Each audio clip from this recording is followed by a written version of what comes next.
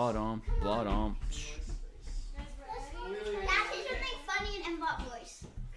Friday Night Fights is on. Oh, you want something funny, do you? Always another request with these ones. Never satisfied. Hi, Be Conquered. How are you? Friday night. What do y'all want me to do? Subscribe to earn drops. No, thank you. No, thank you, Duo. All right, everybody. It's time for Friday Night Fights. Be Conquered is ready. AC Secret is ready. I'm only like 16 or so. Is only like mostly ready. Hey, PLNR. Welcome to you. Let's open up the Dojo Club over here. For the folks on YouTube who don't have access to the automatic commands, chessdojo.club. This is your way to find your way to the upcoming events. Let's copy the link. Let's close the top section. See if we got any lower rated players tonight. PNR waiting for the opponents. 300 Rapid Elo and Rage Quit. Make a new account. Wow. Sounds like a recipe for sadness and misery. It's a little bit loud in here tonight for the next 20, 30 minutes as we seek to put the children down and they resist to their utmost. And then eventually we'll get into like calm, thoughtful chess discussions. 20 times in 2 years. Jeez, Louise, man.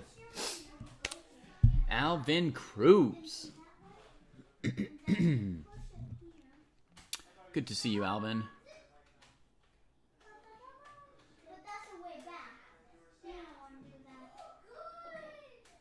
What does our starting soon page look like right now? Live coverage of Rapid Arenas. Pretty close. Pretty close. And we've got this. Does that work? Well, I can't hear it. Hopefully you can. Are my kids into chess? No. Check out Joe. He's a Reddit bro. Likes to edit posts and he starts to gloat when he gets the most votes or likes. Yeah, he's really hyped, really psyched, cause the crowd is really tight and the work is really light. His training plan is the first thing your eyes see, cause he got more. All right, I stopped it. Just testing out my buttons, you know. Way too loud, you can't hear me.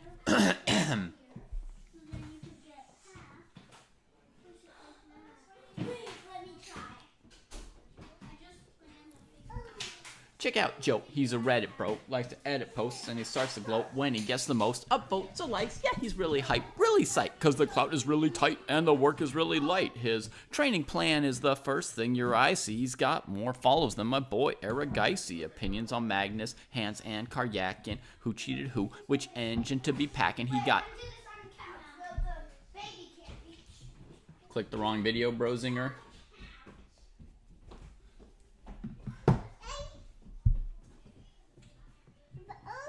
Ça va? Ball? There's one there. Hockey chess dude. Pushing towards midnight. Pushing towards midnight.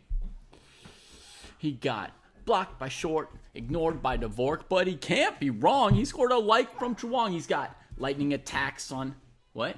Start a music career? I've started one, just not a very good one, math nerd.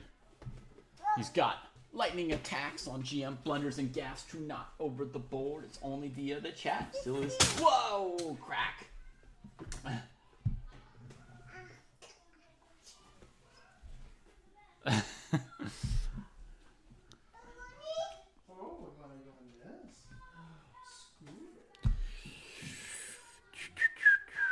Okay. So, tournament starts in 15 minutes for anyone who wants to play. What should I do to drum up opponents for you? Starting a music career is difficult, but you know. Be conquered. That is because I am not French nor Canadian. No, no, no, no. I am the American like you. Just like you. I am born in Berkeley, California. Okay, I will help you all find opponents by hitting up social media. I'm going to post a reel on Twitter letting them know that our tournament's starting. Gary Kasparov says that Angela Merkel is outrageous. Outrageous. Chess Dojo's Friday night fights are a vibe. Do you think that'll get people to join our tournament?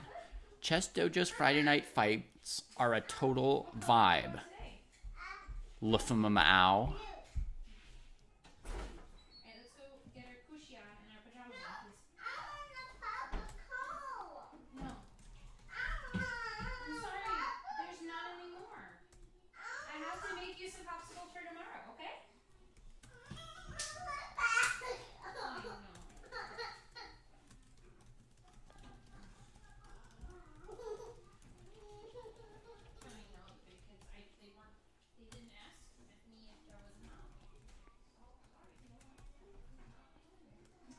All right, let me give him a link.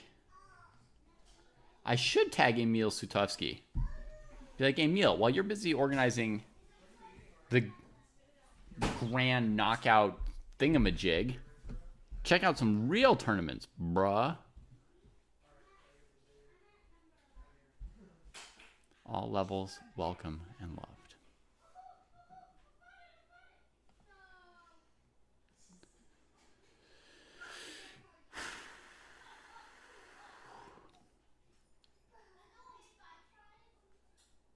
How do you choose a main line to play? You finally picked an opening repertoire. Sounds like you're done. If you finally did it, don't do it again. Let's say you did it, it's good enough.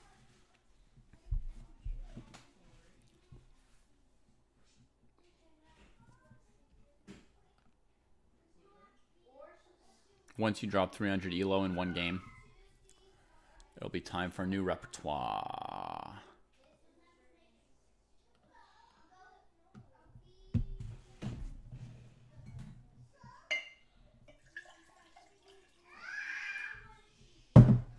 Thirsty.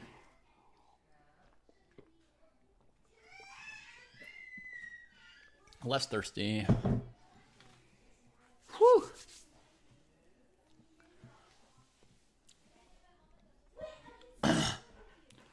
Ooh, math are tripling your rating. That's pretty good. Indeed, Charlie. Usually we do.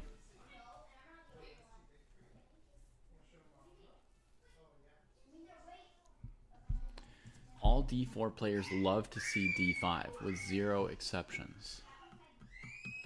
That's a good point, B Conquered. Although I will say, when I was very early in my career and I wasn't much of a D4 player, I would play D4 specifically against King's Indian players. Because I thought that's a trash opening. I also, okay, and here I was really wrong. I also thought that the Grunfeld was a trash opening, so I would play D4 against King's Indian and Grunfeld players on purpose. Yeah. Everybody has to be wrong about something early on, right? I mean, I was really wrong about some other things too. I remember that originally I thought you could move every single one of your pawns to the 4th rank, and then you'd have like impregnable control of the entire 5th rank. That was one of my early chess strategies. Turned out it wasn't that simple. But that was when I was more like, 200. And when I was 2200, I would play D4 against King's Indian and Grunfeld players. I thought, that feeble Grunfeld.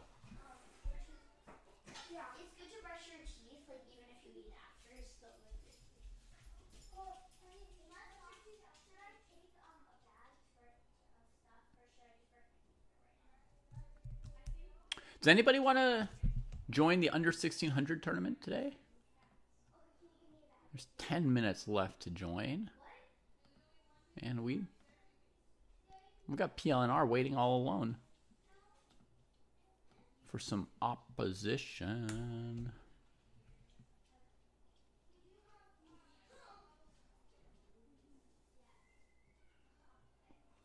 A3, B4, C3, D4. Yeah, exactly, Carlos. That was my second idea. I thought there were like, I basically thought there's two options. You know, some people think it's E4 or D4. I thought it was every pawn to the fourth or every pawn in a one-colored zigzag. Whoops. Oh, heaven forbid we put one pawn on a light square, right? Zigzag like this, maybe B4 too. And I would do it on the dark squares or the light squares. Oof. I bet it's terrible out there, huh?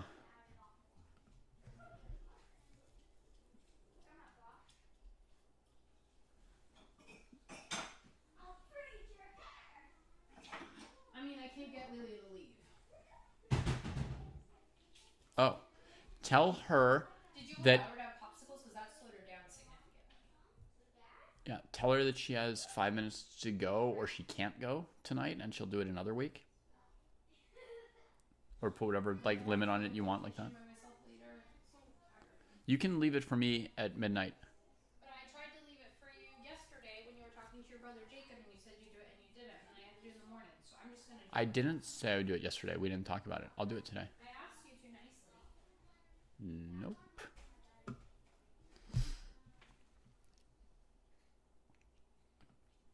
Yeah, 1600 plus has enough players, so we will have a tournament for sure.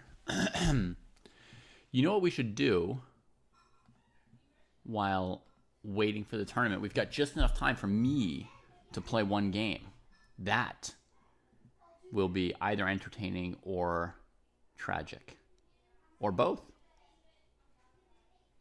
Dvoretsky's favorite. Perhaps I will compose a new tragic comedy here.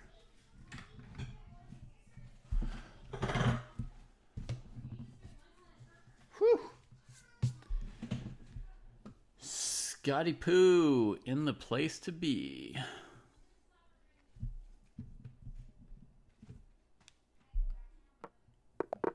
It's me versus Ken.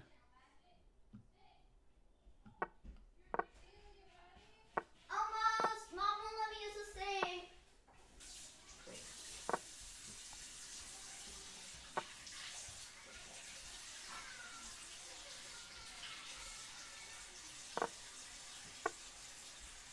What are you doing, David? No, he's big. No, come over here. Zepper. He's screaming. Don't talk, because everyone will hear you. Okay, and you put my fingers back, and I already have a backpack. Alright, so can you do that?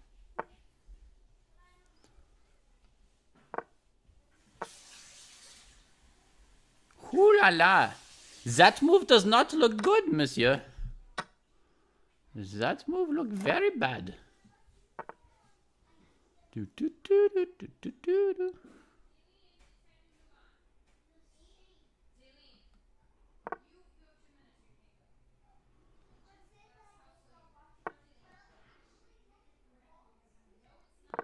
Hello. How are you? Very good. Thank you. Other rooks coming to c8. How is that possible? There should be no resistance.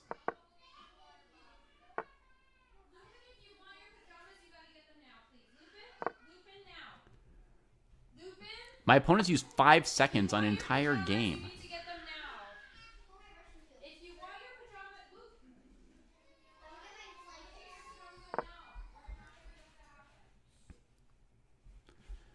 There's like no moves I could ever do though to not have the advantage here.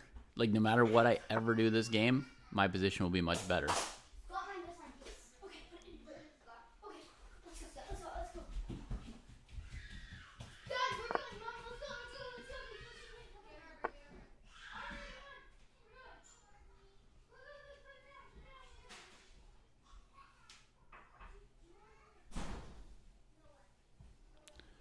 Might be time for something a little more complicated. Oh, I blundered rook queen d8? No, I've got queen e6. Okay.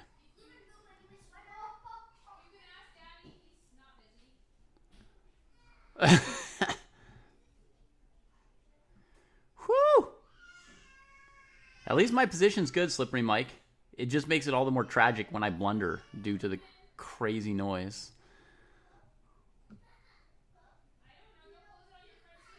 I guess queen a7 was a good simple move as well, right? But now it's time to unload. Boom! Taste me! Jesse Cry would say, taste me! Oui, Lupin. I want somebody to record how fast it takes. Ok, je peux pas le faire en ce moment. Excuse-moi, je vais perdre à temps ici. Je joue à un jeu très important. J'essaie d'être le champion. Pas le champignon, ok? Le champion. Is there something even better?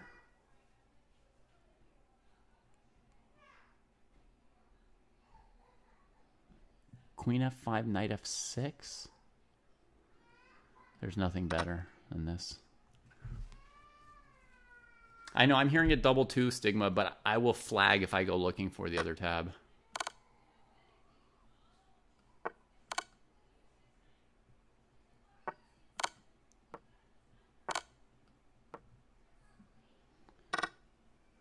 Now we'll find out.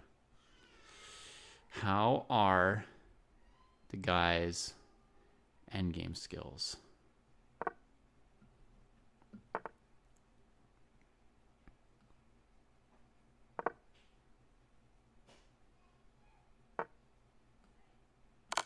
So far, so bueno. Yes! One last coconut to rule them all.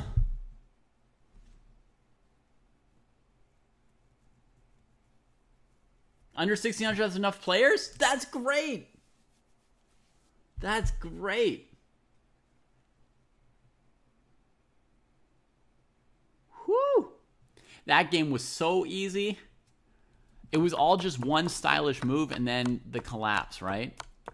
But it was one sweet move. I mean, given that I was distracted, this is a nice little move here, right? Rook C7. Just a little positional touch. Just a little touch. Mais oui, mais oui. Petite touche. Petite touche. And after this, you know, no more black. Game is over. Hey, Cats play chess very well. Welcome in. Welcome in. All right, we'll just close that game without analyzing it. We'll assume that I played it perfectly by the standards of somebody who was hardly thinking about the game as he played it. All right, let's check the under 1600 section. Alvin assures me it's in good shape, but we'll just check. Once we've got at least 4 players in each tournament, then the tournaments will hold, and y'all can join whenever you want to. You know, early, late, whatever. Anyway, folks who come in later will be able to join. So thank you to everybody who got these tournaments started here. We'll have games in about 2 minutes.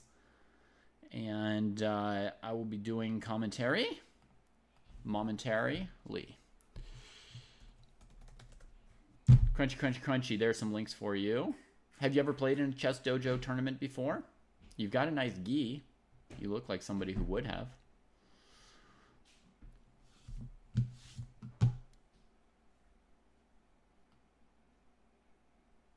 Yeah. Steve Nash was pretty good. You joined on Wednesday. Woo! Okay.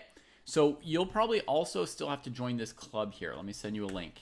On chess.com, this is the club. Chess.com/club/chessdojo. You join the club to be able to join our tournaments, and then, you know, you can see the direct links to the tournaments here or in the Twitch chat.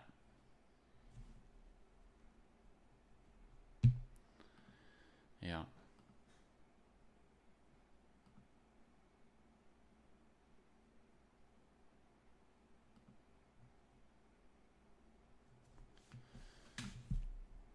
You said 90%? I thought it was 100%.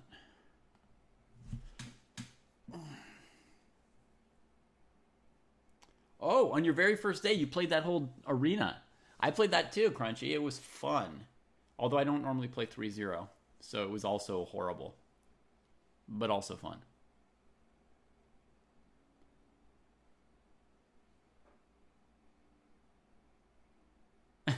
Oui, c'est grave, MDR. You got 0 wins. Oh, that's really tough. That's true. 90% is Steve Nash's accuracy. Well, you know, me and Steve Nash. Rather similar careers.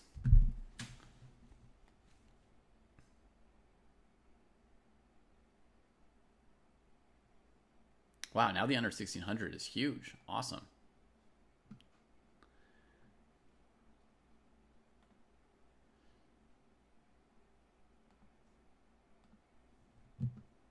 You're in just in time. It's okay. Actually, the cool thing, Crunchy, is you can join anytime. Once the tournament kicks off, anyone can come in later and still get a game.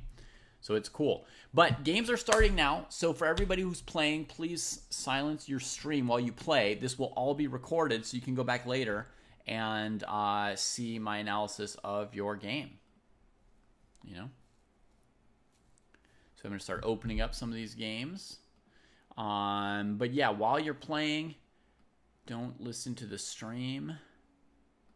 Dakota versus Gustafsson. The diagonal against the majestic waterfall. Lovely. We've got really close pairings by rating because we actually got a bunch of people in here at the end. Beautiful pairings. Skrytop and Sleepy Dreamer. All right, I already clicked on that one. And then Hermats versus Speyer. This is maybe like an exchange Caro, I would guess. I've been seeing quite a bit of that.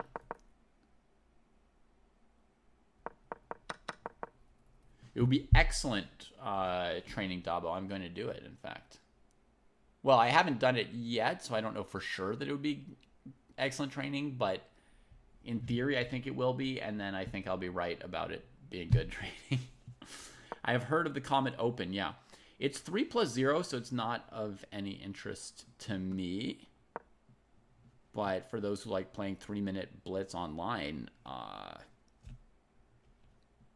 go for it, right? So yeah, so exchange Carl Khan. Black gets the bishop out here, probably planning to play e6 at some point and have this as their central pawn structure. 3 pawns defending each other like that. So getting the bishop out first before playing e6 is often a priority in this opening. Hopefully you'll be able to rejoin AC Secret. Both tournaments have held, so I hope you'll be able to get it back in. Maybe you were in both at once and it wanted you to only be in one. I'm not sure. Although I think you can be in more than one tournament at once. I'm not sure, but I think you can. Today I had a friend come over and we looked at a game from their most recent chess tournament. And so it's very rare, and I don't have an extra webcam to show you this, but I've got my chessboard beside me today. And so I have a rare and pleasant opportunity that while I do this chess broadcast, I can actually twirl chess pieces, like actual pieces, in my fingers. Which is going to be really nice. You think there will be a lot of cheaters, Math Nerd, because of the big prize fund?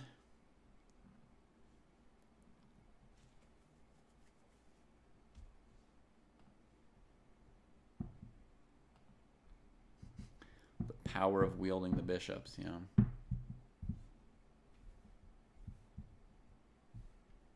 Maybe I'll follow along with this excellent game on my actual chessboard here. Oh, man.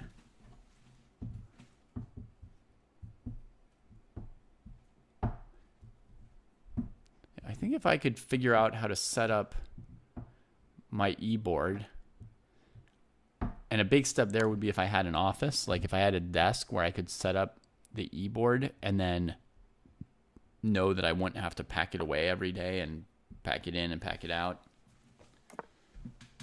I think I could stream a lot more because I wouldn't have to look at my screen all the time and this board here with the white and the green and the glare. I would love to just do everything with some real chess pieces, man.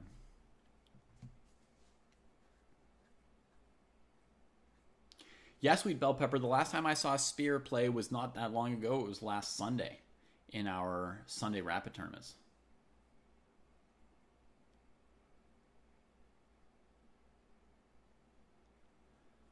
Yeah.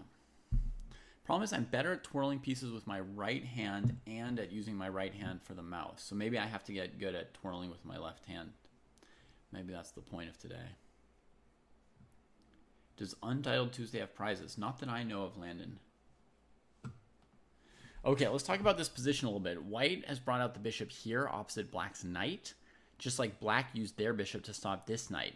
The difference is Black wanted to get rid of this bishop because of this pawn structure. White's bishop is actually very complementary to their pawn structure, so it's a slightly more valuable bishop for White.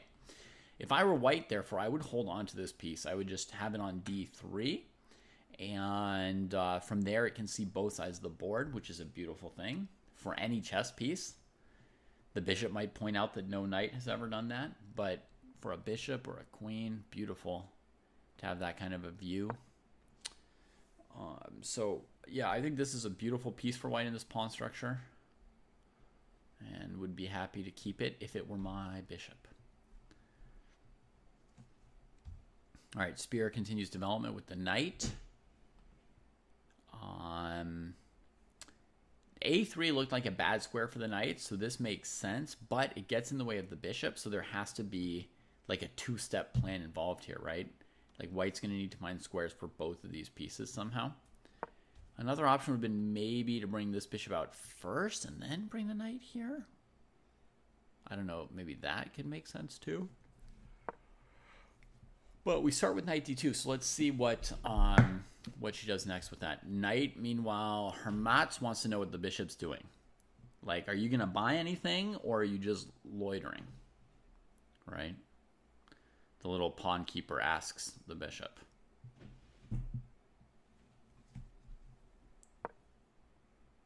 And like me, Spear decides that's a good bishop. It's not for sale. Brings it back.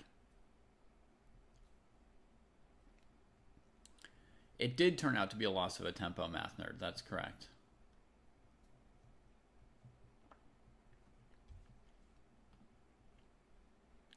Let me maybe bounce between a second board, PLNR. This is actually the similar pawn structure, but with White being Black and Black being White, so to speak. You see, like, if you imagine Fougry as being Black in that other game, the bishop came out to maybe trade, and then the pawn came forward. Is it okay to lose a tempo if you're forcing your opponent to leave theory? It depends on your definition of okay, Sweet Bell Pepper. In general, you should not lose tempi.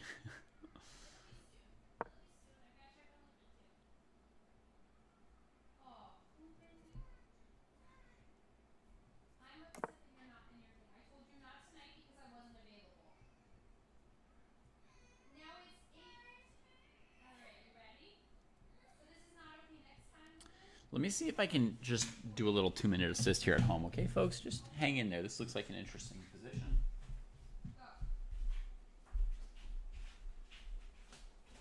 You couldn't have timed him. I asked you to time him. At the time, I wasn't able to.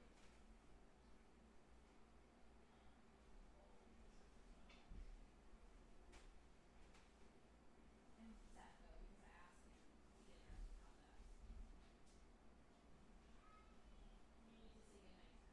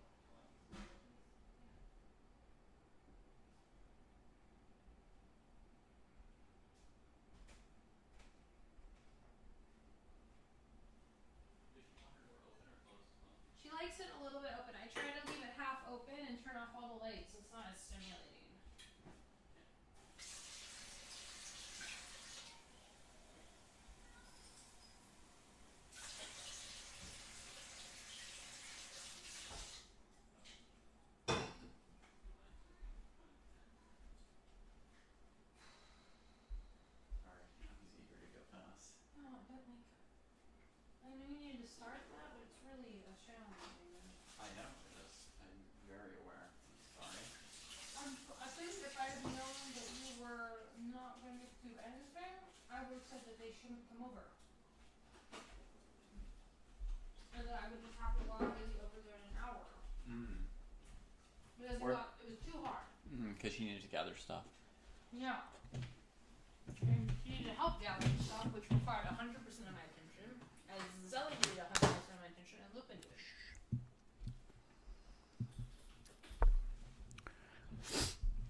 Okay. So this bishop comes here as well, potentially trading for the knight. I don't know if anyone really wants to trade for the knights or if they want to keep their bishops. The position doesn't drastically need the bishop, so it's possible to trade them for knights. I love a bishop pair, but you could trade for the knight if you wanted to, or you could keep your bishop pair. It could go either way. I think Gefilte Fish is so right. If you play logical and principled moves, you will be in theory without knowing it, guys. That's right. You don't need to know opening theory. Just play correct moves, and you will be in theory.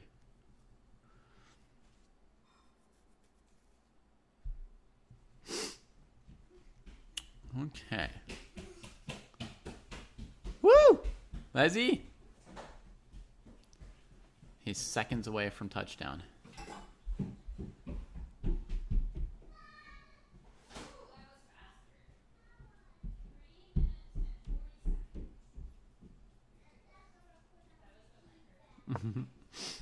There's H3.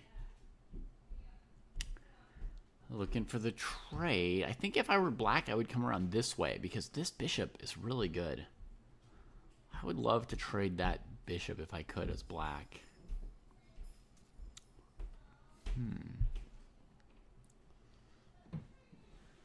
But honestly, black could do anything. It's not bad to take here. It's not bad to retreat. So it's just not a very critical move. It's kind of one of those moves that's just your taste or your preference, you know? You develop your chess ideas, your chess preference. Yes, Be Conquered. The 600 plus is intended to be 90 plus 30.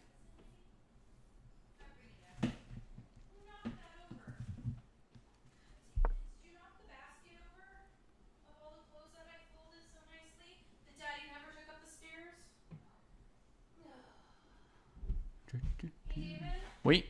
Would you please refold all this and then put it away? Sure. That was hours of my time. I already said sure. Thank you. Hi, Cross.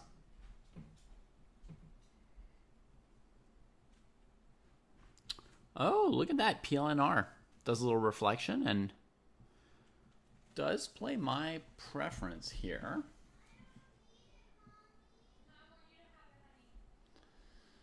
Now, what might I like to do if I were in Fowgree's boots here? From the white side. I mean, all the minor pieces are on good squares for both players. Possible exception, the knight on c6 for PLNR. Certainly for white, all these pieces are on good squares. So, like, the next step is what are we doing with these guys, right? So that's kind of the question is where could the rooks get employed, right? It's time to transition into the middle game. They've kind of finished the opening here. And now we want a middle game. Oh, hey, Night Owl. Thanks for joining us.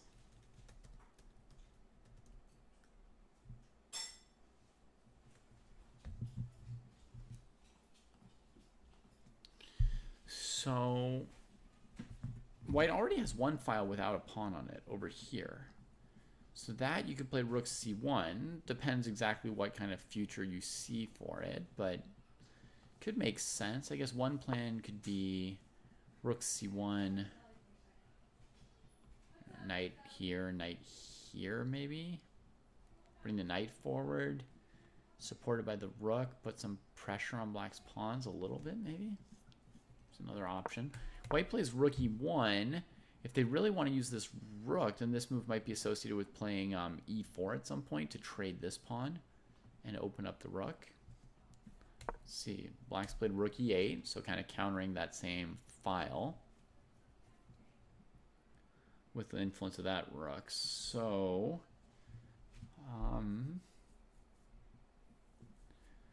So I guess white to play here.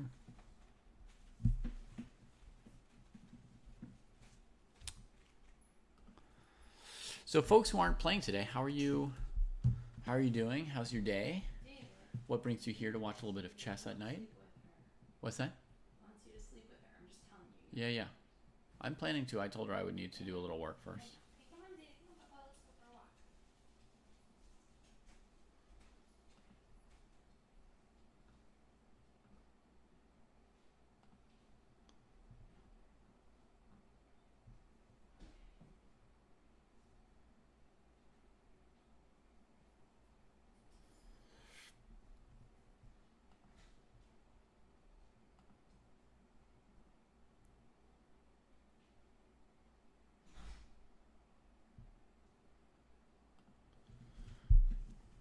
You came for me, Dabo? Oh.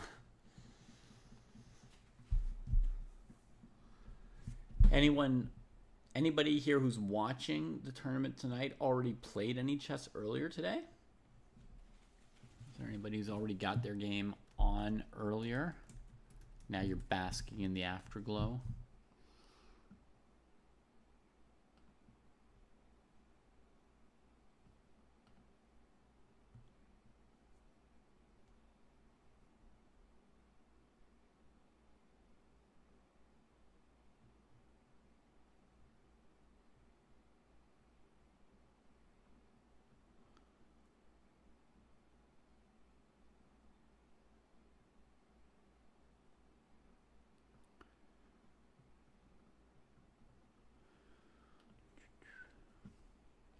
You got some bullet in?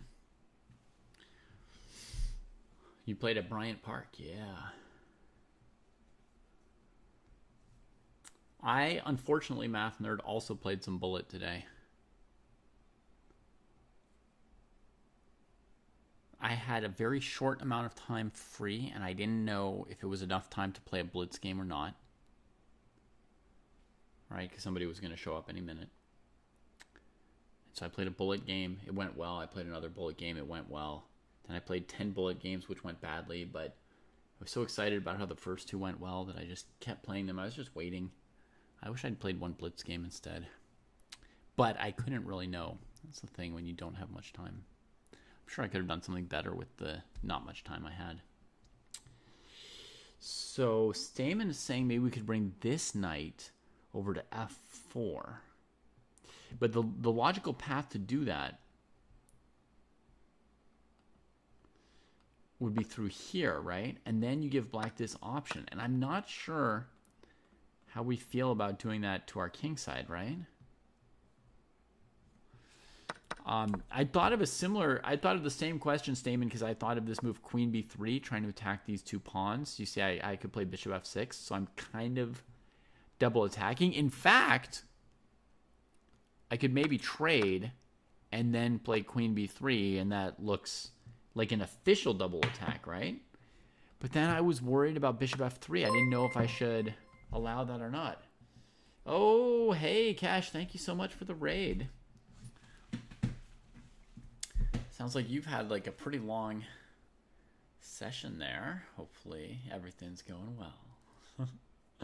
Hey, Kawaii, Kit Kat, welcome in, welcome in. First time Raider chat. I'm not sure exactly what that means, but it sounds pretty exciting. So welcome to the Dojo stream for perhaps your first time, or maybe just the first time you got here with Cash. This is our weekly Friday night tournament, currently named Friday Night Fights. This was definitely plausible because White's kind of going to win a pawn, aren't they?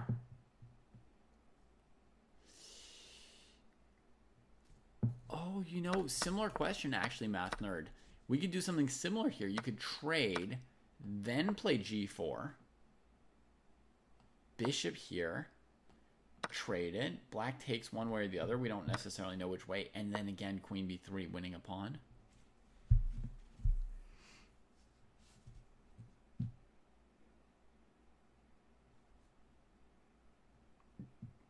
That actually looks pretty good for White. I'm not exactly seeing, how black makes up for losing a pawn. I don't know if Fougri considered this queen b3 move or not. Black just placed queen d6 as b conquered. I think b conquered's thinking I might grab the wrong pawn here and get trapped, but I thought of this 2b conquered, queen d7 or queen d6. It doesn't defend the central pawn. So if I'm given my choice, I'll do that. Knight e7, that does defend this pawn. And then queen a6, sorry, queen b7. I always get ahead of myself and say the next move in the variation right now. I'm sure if I go to a tournament, I'll play the third move in my variation instead of the second move at some point. So black can get back a pawn, but give another pawn. This, at least, it's an active rook, and there's pieces on the board. However, if white gets really greedy, oh my gosh, math nerd, this might be too much. But if white could get this greedy, then the rook on b2 would not be enough. Yeah, get that rest, Cash. Get that rest like a champion.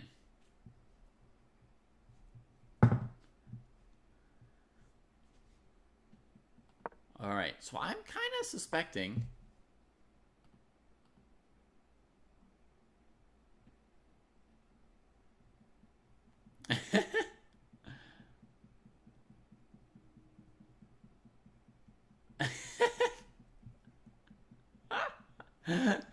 Courtney, you're coming in here. I'm not listening to your stream. I just want to tell you that when I play against the Caro-Kann, I feel so bad. I can't wait half an hour or an hour to tell you how bad I feel. Has anyone ever seen the skit with Colgate toothpaste in which a disgruntled customer calls them up and says, I tried your Colgate toothpaste and it made me feel like a piece of, well, exactly what Courtney said about the Caro-Kann. That's what Courtney reminds me of. I tried your Caro-Kann and it made me feel like a piece of beep. Okay, so that was an interesting option for Fougri. Let's see what Fougri chose. So after rook e1, rook e8, Fougri played e4. Okay. So the consistent move, we guessed really here correctly what the point of rook e1 was. It was to push in the center. And that's just explosive, right? Now, there's pieces that can attack and defend here. There's this pawn, which black could try to grab, depending on whether this knight can move. Black traded. White traded. Black traded. What? White didn't take back?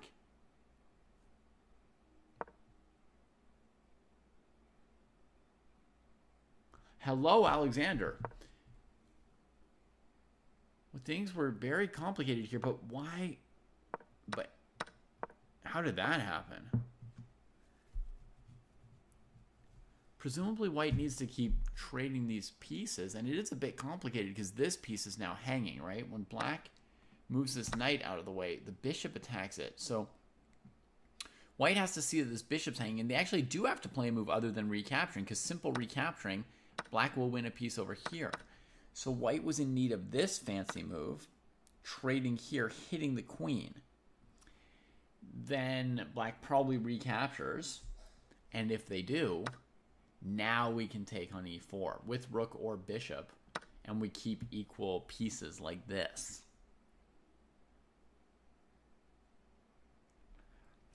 A little bit tricky to see and to find, but I would have really, I wouldn't have been surprised if somebody recaptured on e4 and dropped this bishop, not noticing that knight e4 caused the hidden attack, or not seeing how to get out of the series of captures. But not capturing any piece is sure to leave white down a piece here.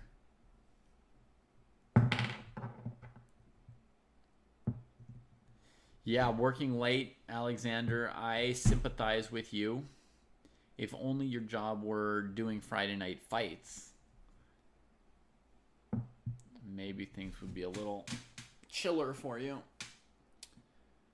But much as I love Friday night fights, there are nights where around like 11 o'clock or so I'm really tired, 11 o'clock on a Friday, and I would start to feel really tired and think like, oh man, wouldn't it be nice if Friday night fights were somehow, 5 p.m. to 9 p.m. and then I weren't up till midnight.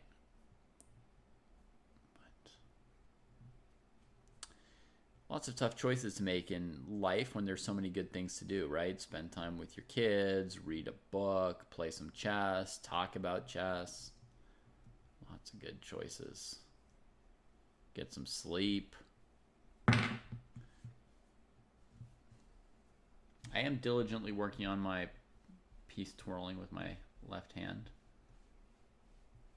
Okay, we got a move from PLNR.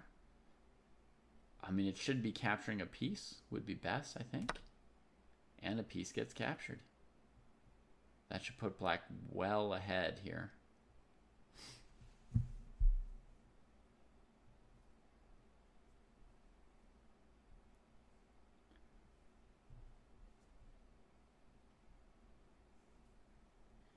Yeah, it's a little tricky for me to balance the event side of Chess Dojo because I want to run our tournaments when people can play in them, but I also want to run the tournaments when I can comment on them.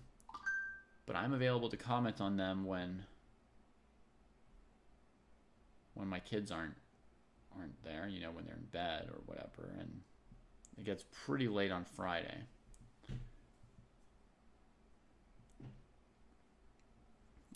Landon, there's no other tournaments that I host like regularly here, in terms of commenting and so forth. But there are some regular classical tournaments organized by Chess Dojo that I could maybe show you here. So on the Chess Dojo website, there's this menu for tournaments, and there's the round robin and the open classical. These are two tournaments that are both played at a classical time control that are continually starting and restarting, but they're kind of, the schedule is you get an opponent for the week and you're supposed to figure out a time to play them sometime during that week. So each week you play, let's say, one round of your tournament. So if you like playing classical chess, that's a very, very good resource for getting high quality classical chess games without leaving your home, online, where you can then, also talk about the game with your opponent because it's the dojo. You'll probably find somebody who wants to talk about it with you.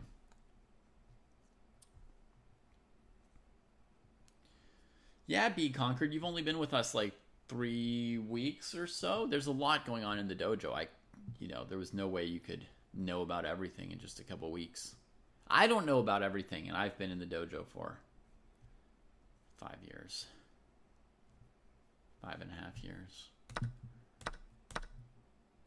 All right. White gets a pawn back, but by my count, black has 3 minor pieces against 1. So black is in very good shape here. Knight's hanging. Have to do something about that. Let's pop over to the other game in the same structure for a moment, right? Hermats and Spear. Let's see how a few moves. Oh, it looks like they did a super fancy trade at some point here. Looking forward to it. Okay, so remember we saw this position. We said we have to see how this knight and bishop are going to sort out for white. So the rook moves, then the knight twirls and comes around. And knight g6, good.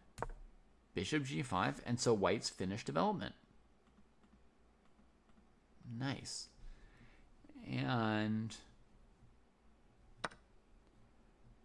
now black goes for the trade here. White could take with pawn or queen. They took with queen, and look at this fancy move.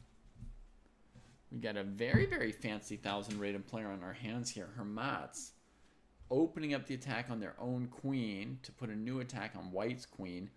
And Hermats had given up the full bishop pair up to this point, but this move is going to ensure knocking out part of that bishop pair. White takes the queen, black takes the queen, white takes the knight. If they save this bishop, black's going to take that bishop, and it'll be even worse. Good night, Charlie. Nothing wrong with succumbing to sleep. It's one of the best things to succumb to.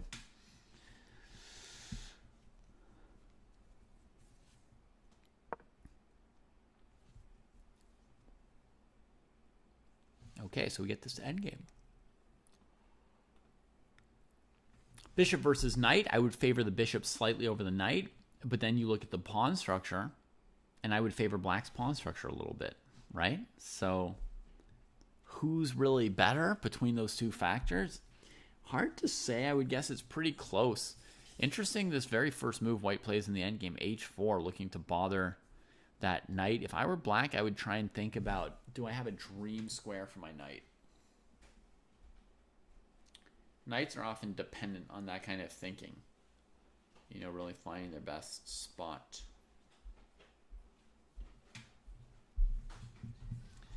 Okay, here's like one plan I would think of, and I apologize in advance, Hermats and Spear. This is really some like super professional kind of thing. This is a master level maneuver, but I would think maybe the best square for my knight is here, and it may not seem like I can get my knight there or support it there. I could eventually play f5 though, and I could support it. So first I want to bring my knight somewhere where it's ready to go to e4. So I'm thinking knight e7, knight c8, knight d6. And then once the knight's here, if white stops knight e4 by putting like a bishop and a rook covering that square, I'll try to engineer f5 and then knight e4. And if at some point then they ever trade my knight, I'll maybe keep a slightly better structure than white, but have traded my knight for the bishop. Although, will my pawn structure really be that much better than white's? Maybe not that much. Maybe it doesn't even, maybe this whole fancy thing doesn't even matter, you know?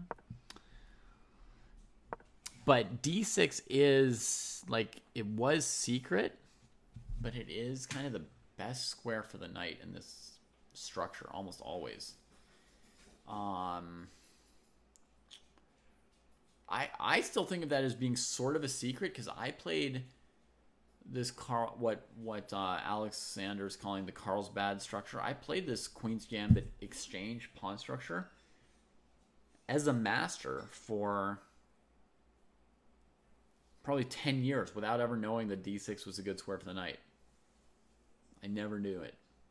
Then eventually I saw a game of Casa Corley's annotated by Casa Corley, and Casa mentioned it, and then I was like, oh, wow. And since then I've been using it, and yeah, it's a very good square.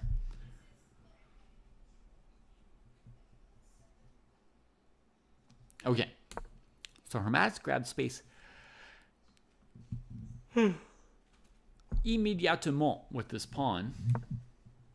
Knight gets kicked around, and rook comes to f1.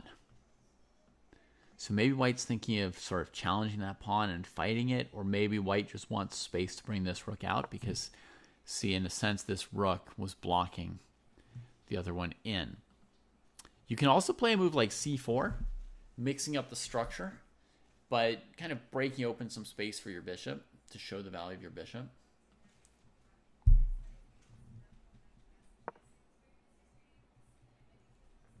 I didn't see it, Alexander.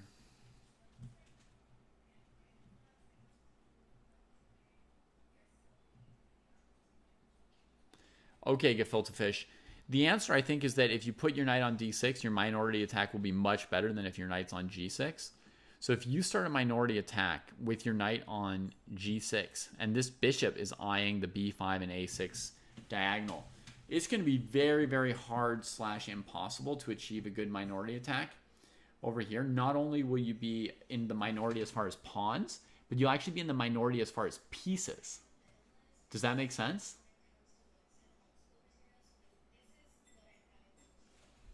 Like, it's one thing to try and put pressure on your opponent's pawn, their extra pawn, if it's backwards and your pieces are well placed. But if you got one less piece than your opponent in the area, you're just going to get destroyed. So it's a prerequisite for a minority attack of the pawns for black to have enough strength of pieces on the queen side slash, queen side adjacent in the center. Well-placed central pieces can count too. And, Alex Sue was actually saying, I'll read his comment to you, Gefilte Fish, because it's pretty good. Alexander said, I would put the knight on d6 to tickle white's bishop about if it wants to cover e4 or c4. You see what I mean? He's saying, like, is the bishop ready to trade me on either of those squares? Is it ready, right? So I get the knight to d6, and white's like, uh-oh, is black going knight e4, knight c4, maybe even knight f5, attacking these pawns? So he gets the knight to d6, and white has to worry about the knight's hops. And then maybe do the b5, b4 stuff he's saying, right? And he knows that his knight is helping him to do it.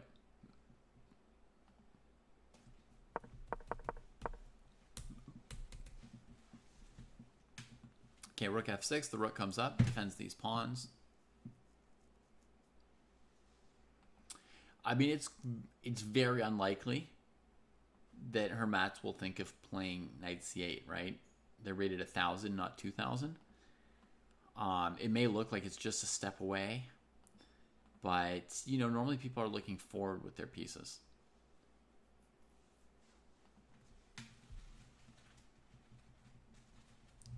That's cool, Alexander. Thanks for the rec. I'll probably go look at it at some point. Is the Caro-Kann good? Yeah, it's pretty good, Dabo. Should it be canned? Canned for exporting or canned like canceled? It should not be canceled.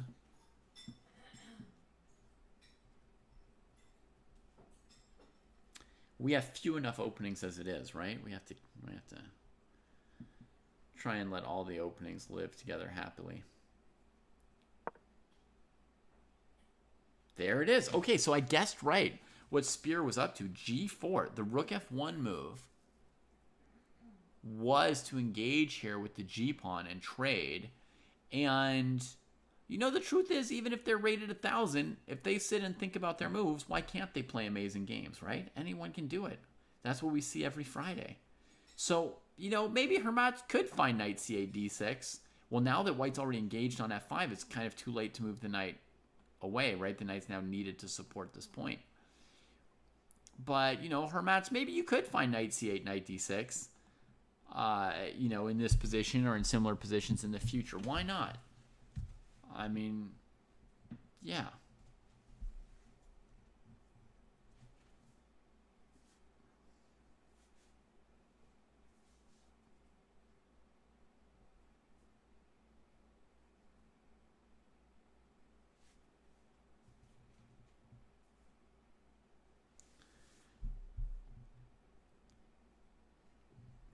I mean, first of all, neither player has hung a single tactic this entire game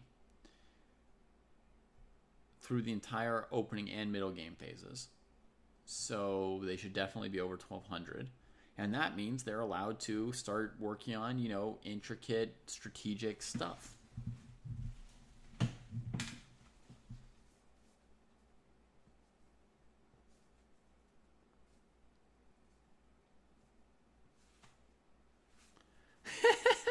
Good point, Gefilte Fish.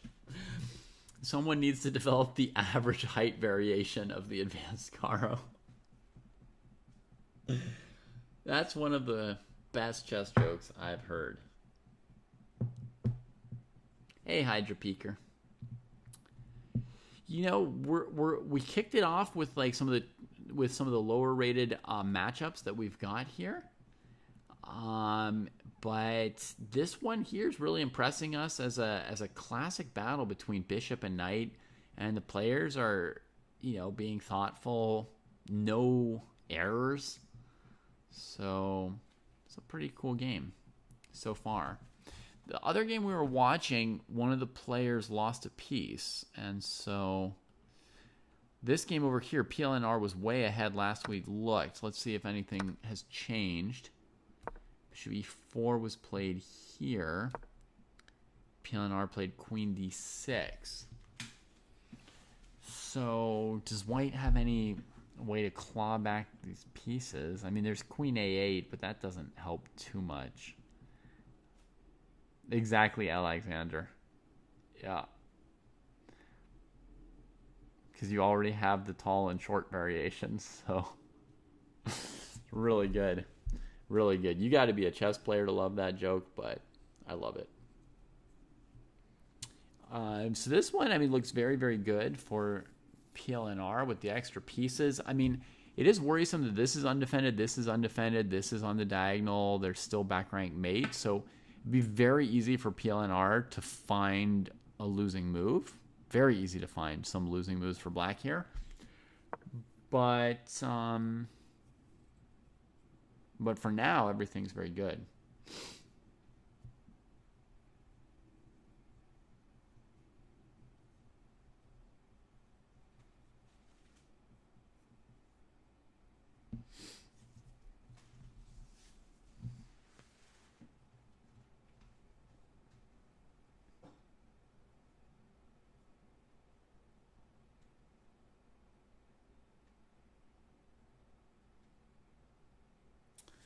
Pooh Bear, you're saying you would try taking here, taking the 2 rooks, because basically there's a very good chance that immediately afterwards black will hang this rook e8. Like maybe they'll play knight c2 or something. And then you can fully get back into that game. And since you're behind, you have to make some gambles sometimes. Maybe, right? Or at least you could consider some gambles like that when you're behind. Sort of allow something and hope that it pans out for you.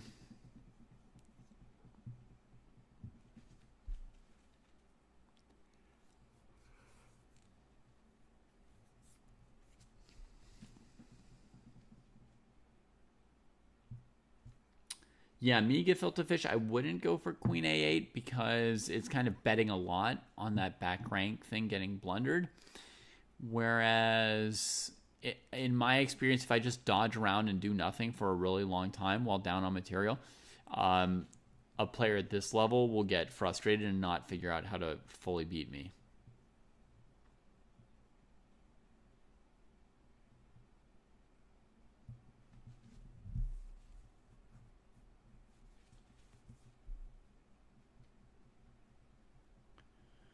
So I'll basically, yeah, if I'm playing a position like this down 2 pieces, I'm going to be very reluctant to make any trades, even slightly favorable trades. You know, I'm going to need to be winning almost a piece of material to consider making some trades.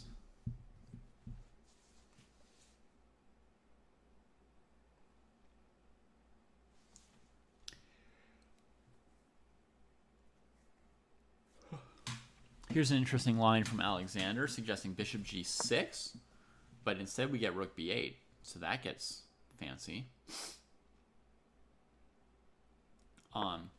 So I'm going to show you Alex's variation first. Takes with check, takes, and then suddenly it's an oopsie for black. The rook's hanging, and you haven't yet had time to recapture the piece. If you take the piece, you lose the rook. If you save the rook, the bishop gets away. Totally possible, Alexander.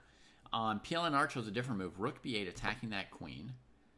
She went to a7 to dodge the piece.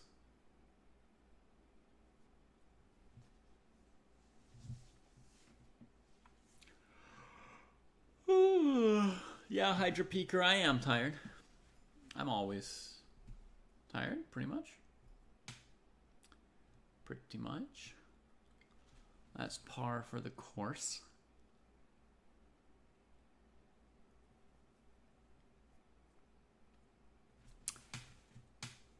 I mean, I don't see anything wrong with retreating this bishop here, and if white takes, recapturing the bishop, leaving the rooks defending each other.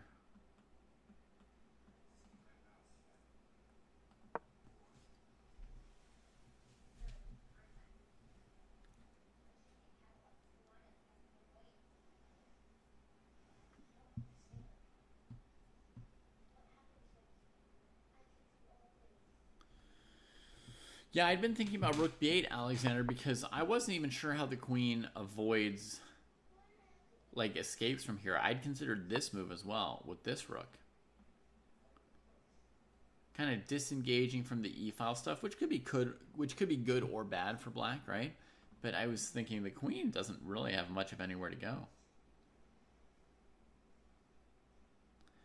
And, you know, queen d5, we get a queen trade, which is fairly desirable for black. So I'd looked at both rooks to b8. And this one, yeah, as you say, it makes sense because the rook gets off the diagonal of the bishop, so it's one less hanging piece for black to worry about. But still have to be careful. Okay, we got to move from PLNR. Bishop g6. Looks good. I don't see anything wrong with that. White trades. Now rook e1 check would be a huge blunder. Black has another move other than recapturing with one of these pieces. There's also knight f3 check. And when the king moves, you take the rook and leave the bishop on g6. That is one other big option for PLNR. I wonder if they're considering that or if they're just considering different recaptures.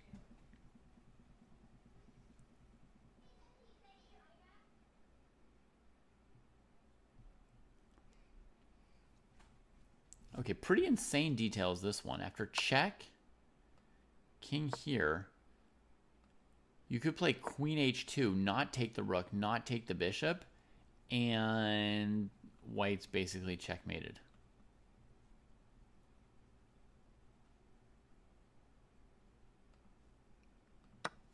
That's surprising. That's some calculation by surprise. But hg6, this is the simple, clean, you know, just if you just trade things and always recapture, the ship is headed in the right direction for PLNR.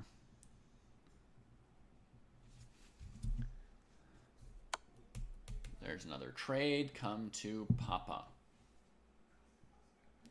Is knight f3 forced mate? Oh my gosh, against king g2, there's queen h2 to h3.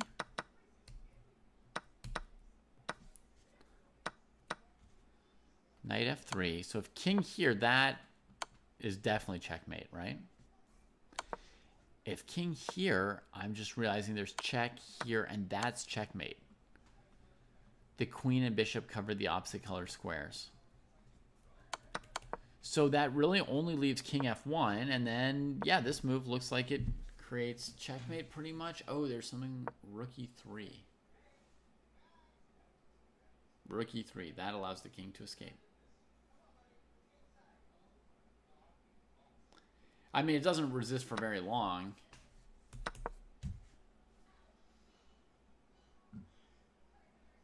You can also slow mate quite a bit with this queen c7 check. Kind of move people playing bullet all the time, hoping that the opponent will move their king and then they grab the queen. Here the queen's defended, so nothing can go wrong for black. So, but technically that isn't immediate mate in like 2 or 3 moves, but I mean, obviously she just has to come back into the hole to take care of it. So yeah, knight f3 check was pretty much checkmate. Pretty much.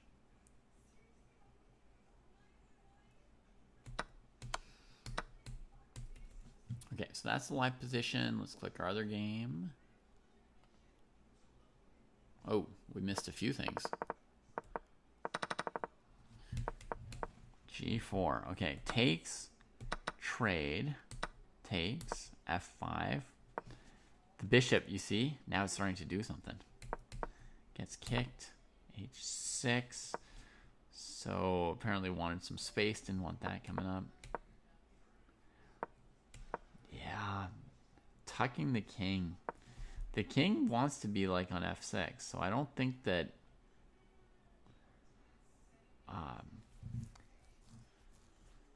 this is the right direction for this king. Bishop d3, preparing g4 again. Rook g8, that'll prevent g4. Rook e1. Boom. Too bad the king went here instead of here, huh? Now suddenly we're caught really struggling to get any kind of defense going for this piece. Rook here. Bishop moves away. Very plausible was also rook takes pawn, attacking the knight with the idea of taking this with check. You get a second pawn over here, and the king kind of trapped on the back rank. It's going to be very, very good. But nothing wrong with bishop c2 either, because rook e6 is coming next. Let's say something more about the king h7 move, because I think that was kind of like the move that's letting white take over this endgame. I would recommend king, towards f6, which could go through g7 or f7, but presumably Hermatz was probably, I think, worried about the move g4, and therefore not putting the king here. But sometimes you see a problem, and once you think about it, the truth is you just have to allow that problem. In this case, can you realistically play this endgame long term with your king on the h file? The answer is no, not really, not in a successful way. So that tells us that we actually have to go this way. Allow g4, play king f6, just let this happen, right? Takes and take with your knight or your pawn, but now your king's on a good square. And that's really important in this endgame. Essentially, it's necessary. King h7. White goes bishop d3. Rook to the e file. Pawn on e6 is doomed. Rook gets attacked. Now you either keep the rook centralized, stopping counterplay, or you go for more pawns, but you allow the opponent to maybe go rook e3. That's kind of the calculation here for Spear. So it's a pretty important move, right? Keep attacking the opponent's pawns, or just stabilize everything here, or grab the extra pawn over here instead of over here. Two different choices of which pawn you want. Very tough choice. I feel like I would go for the second pawn here. Is it because if I retreat, it's going to take a lot of work, or is it because I've spotted this king f2 idea and it really limits the counterplay? Like nothing more bad is happening to me. I think it's because of that. I think I'm only this confident because I've seen that I can actually stop the counterplay. If I couldn't keep this rook from getting loose, then it would be hard for me to make this move on intuition or judgment. I would strive to calculate how I'm controlling the counterplay. I would really try a lot. Yeah, for the moment, this knight is really bad, hampered by these pawns and this pawn. So knight c8, knight d6 long ago would have really changed the game. Okay, so this is a live position after king f7. So Spear is looking at the pawn on h6, looking at the pawn on b7. She's wondering what kind of counterplay does Hermatz have? How careful do you need to be? Or can you swing for the fences?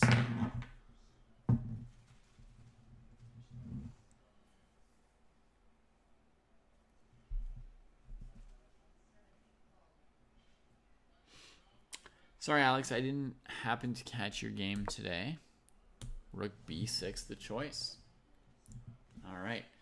So once white captures this pawn, which it seems likely they will, black will have nothing but isolated pawns left. Right? 4 isolated pawns. Maybe there's some hope for black to play rook g5 and take that pawn off.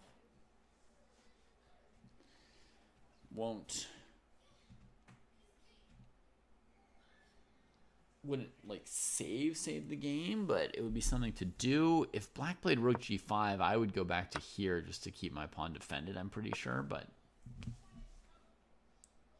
see.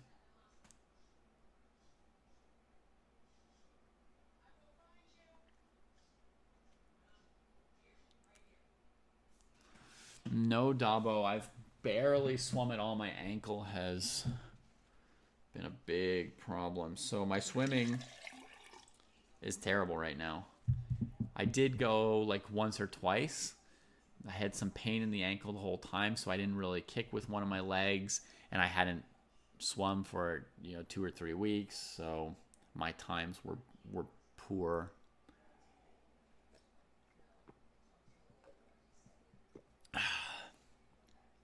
And I cut it short because I didn't want to overdo things with the ankle. I mean, I know it like hurts a little bit to start using it again, so I have to get through a little pain maybe, but I was afraid of overdoing it at first.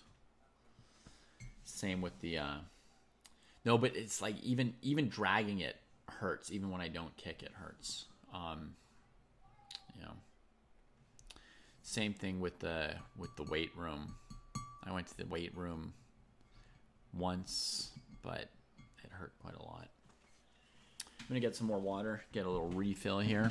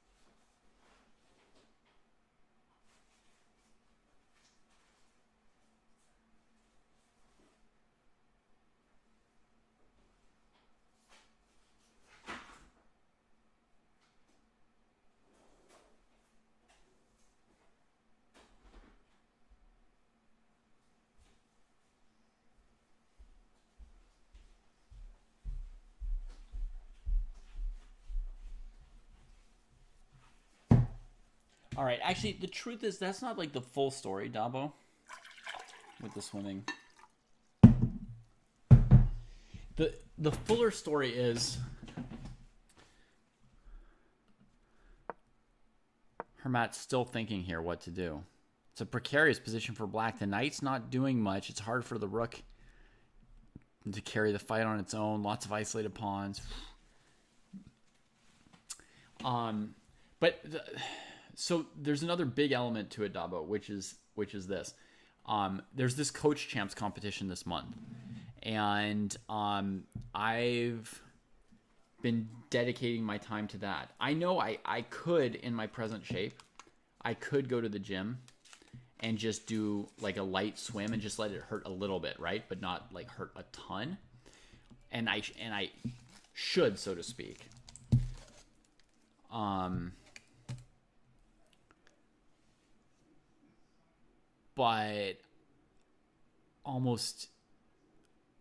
But I've been just like filling my schedule with lessons for Coach Champs. I haven't streamed them all this week.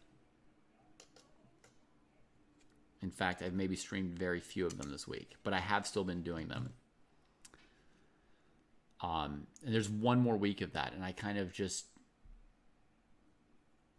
somehow drifted into making an agreement with myself that there are finals this coming week. Next week, Tuesday, Wednesday, Thursday, Friday are the actual tournaments, and I kind of told myself I can make it till then, and then put more time into rehabbing or rebuilding. So, Rook E3 played. Dreaming of the second rank, and second best would be the first rank. And here, ideally, Spear saw this possibility coming and has some idea of how to control that rook.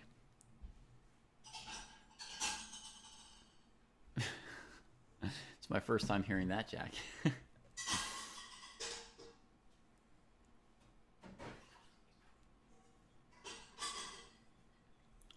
Very cool, Alexander. Evaluation problems are very rare, right? Most problems are tactical puzzles. So if you put together some positions And it's very easy to pick your own evaluation puzzles. Tactical puzzles, it's harder to make tactical puzzles for yourself, right? Because you maybe have to sort of know if there is or isn't a tactic or something. I don't know, but I mean, I've got ways around that, but evaluation puzzles for sure. You take any position where you're like, I wonder what the evaluation is, and then you guess it, and then compare it. So, and then they're actually so rare. If you put together a good collection of them, and you think, oh yeah, I've got a good collection of positions. Either they're a good variety, or here's like 7 different Carlsbad positions to compare with each other and say which ones are better. That could be a very valuable resource you're making for other people at the same time. All right. Hey, PLNR, let's see how your game finished. We were watching it.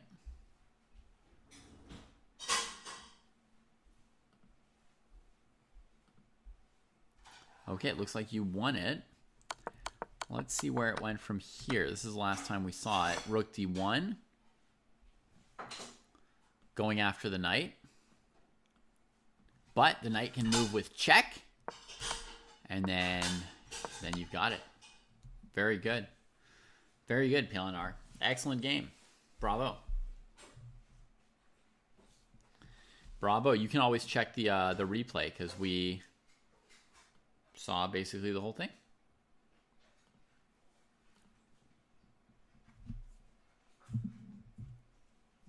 Whoa, that's not the game we were watching. What just happened there?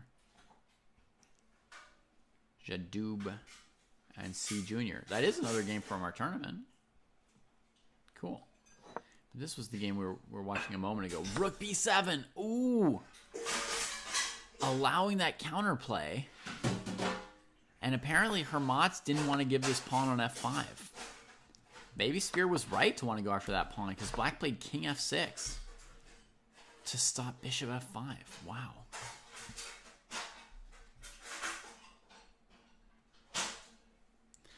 Is that like a helpmate, Math Nerd? Like you have to play a bad move for one side that allows the other side to checkmate?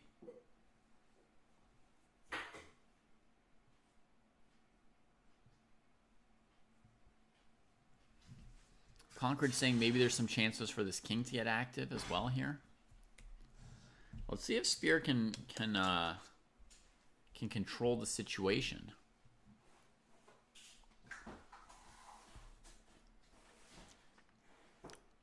White is up 2 pawns now, which is a good amount. But it's very delicate because Black's making this bid for activity.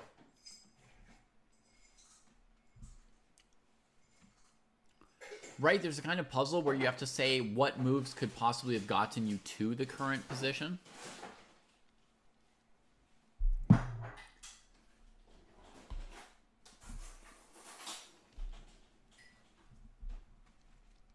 I don't know the name of those like reverse puzzles, but those exist. They show you a position and say what moves could have led to that position.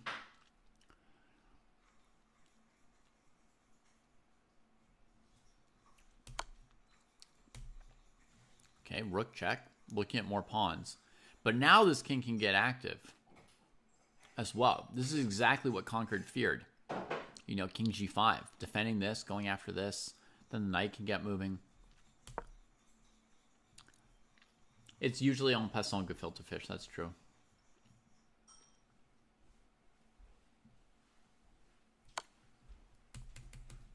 Rook trade makes it much less scary now.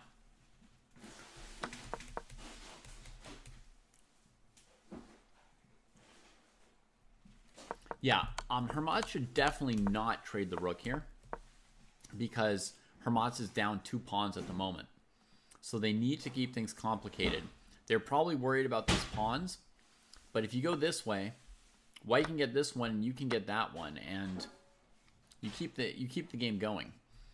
And maybe even you can throw in this move rook e2 instead of taking this pawn right away. Get the rook active. And now you break up this beautiful pawn structure into pieces, and you're kind of limiting the opponent's king from getting out. So now it gets messy, and this is where, you know, your opponent may or may not have the technique to finish you off.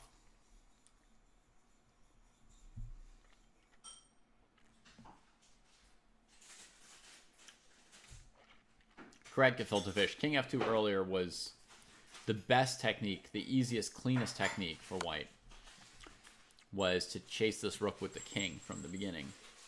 And even here, if king to g5, you know, white should play king f2 to stop rook e2 before taking the pawn or doing whatever else white's going to end up doing.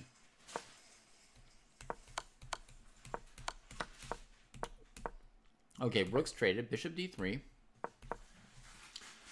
Does anyone here know this concept, b4? Can anyone explain to us what the point of the move b4 would have been for white right here?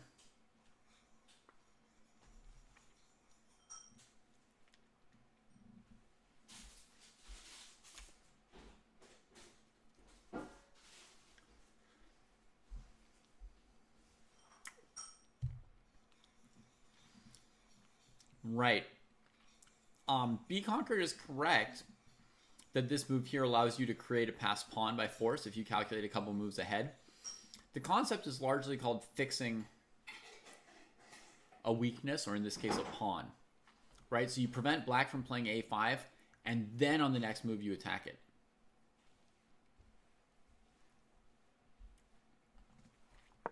Here, we attack it, and it tries to run away. Now, because we have 4 pawns against 2, we can still probably find a breakthrough, right? And make a passed pawn. It's 4 against 2. But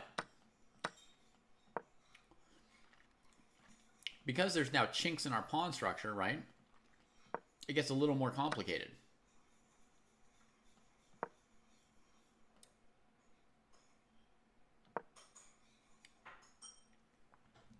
So it's probably quite a bit cleaner to fix the pawn weakness on the light square and then play bishop d3.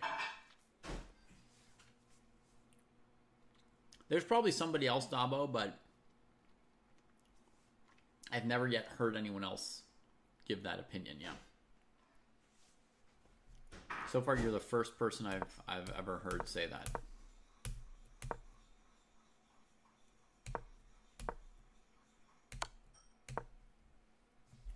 Ooh, that's not good news for white, getting the king stuck on the side, huh? And the bishop's just defending the pawn. White's not having such an easy time, and now this knight can join the game in an exciting way for the first time. Here comes that knight. Huh.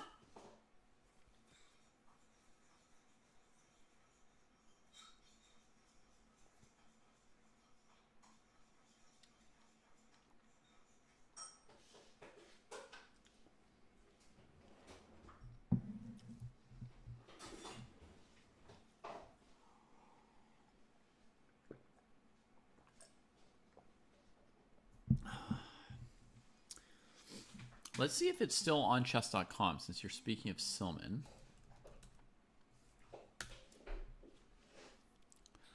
See, study lessons.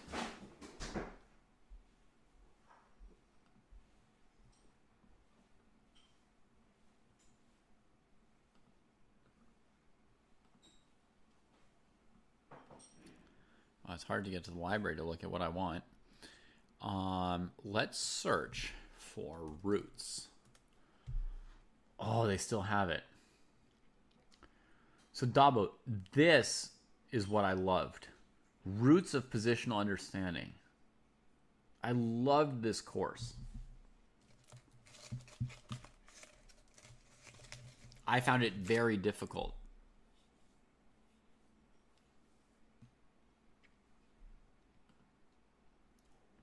So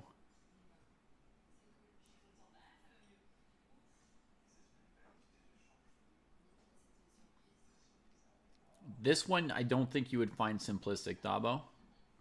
It's not exactly a book, but this course on chess.com, I really liked it.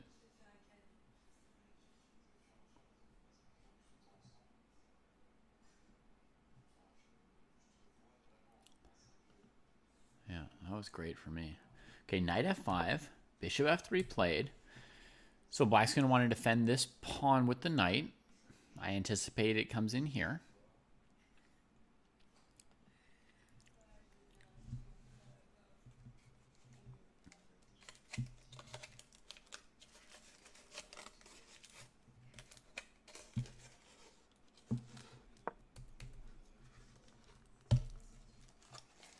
He's so great. It makes it sound like the reason you forgot about him is that he's so great, which then doesn't really make sense.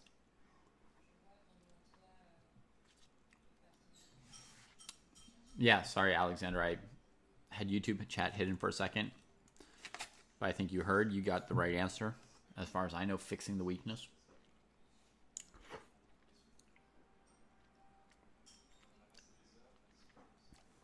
Oh, yeah. Coldplay, such an amazing band. I forgot that they made music.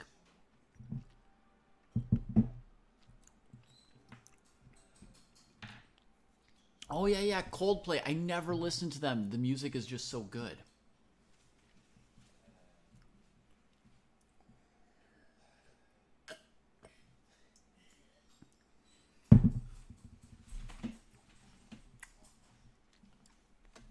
All right.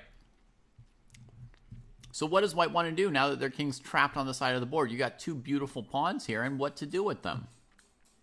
What to do with them?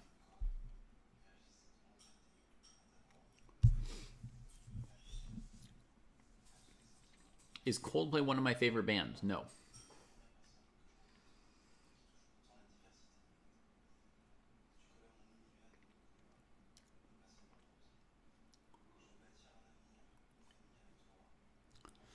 C4 says Chess Zebra. That's a bold move, huh?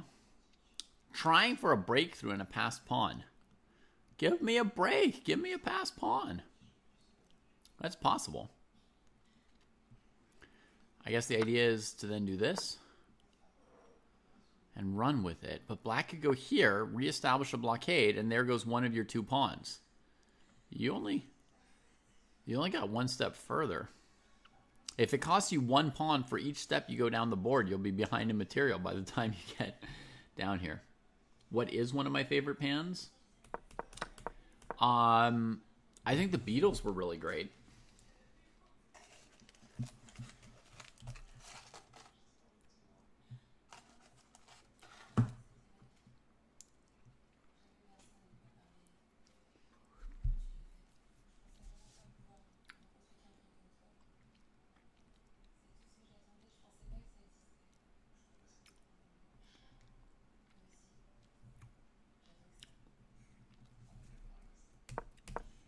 Okay, 93. This is a live position. What I was thinking was maybe white could play b4 and just hope that one or two of these pawns will get away from the knight, that they'll be far enough away. Yeah, Dabo, if you didn't like the Beatles and you didn't like Silman, I was going to ask you next, like, if you like chocolate or other of the most popular things in history. I could have said almost any band and somebody would have complained that it was a terrible choice. But I made the safest pick possible right there. It's like, I get enough flack.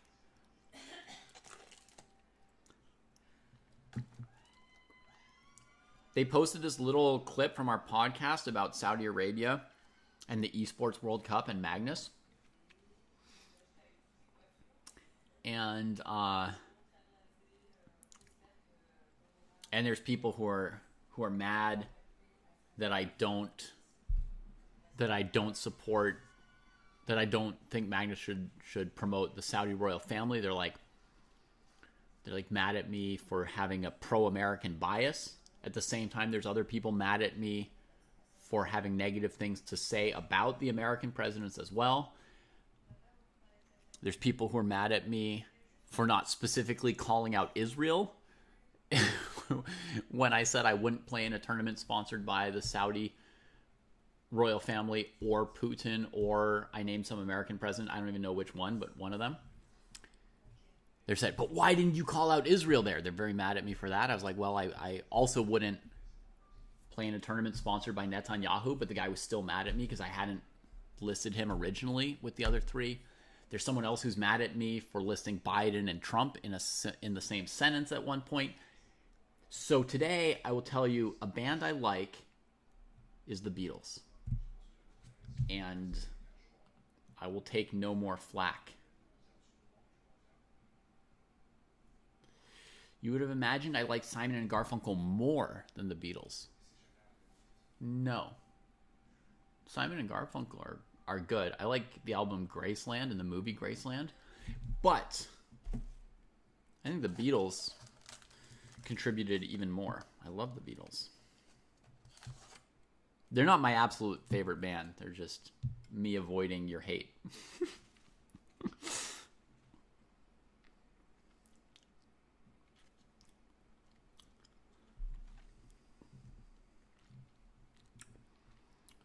Oh, I think I know what song you're thinking of, Filet Gefilte Fish. You're thinking, I'm going to Nashville.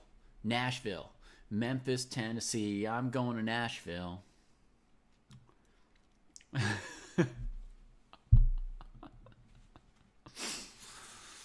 Oh, that was hard to do. Still no move from Spear. That's correct, Greg. Graceland was Simon without Garfunkel. That is true. I don't hate Garfunkel, but I did really like Graceland. I hating the Beatles, Sirawan, and ice cream. I don't know what a waxwing is, 11 years. Maybe it's something so horrible I shouldn't have read the word you typed on the internet without Googling it first, but I'm just going to say I don't know what a waxwing is. I like Bohemian Rhapsody. Maybe you spell Rhapsody differently than I do. Oh, they're birds.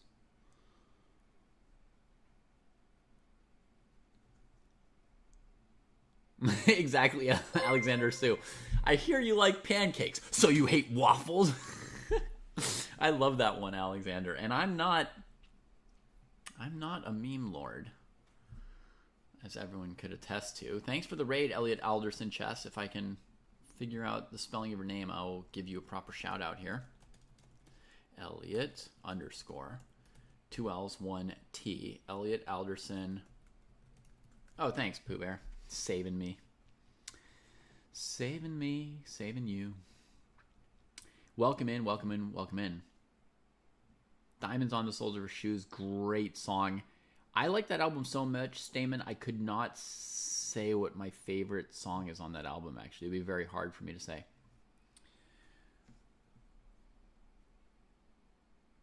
What's the song? Joseph's face was black as night. The pale yellow moon shone in his eyes. That song's beautiful, right? Whew. I mean, it's hard to pick.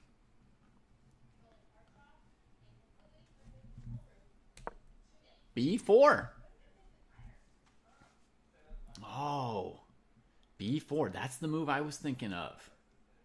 Do I get credit, Spear?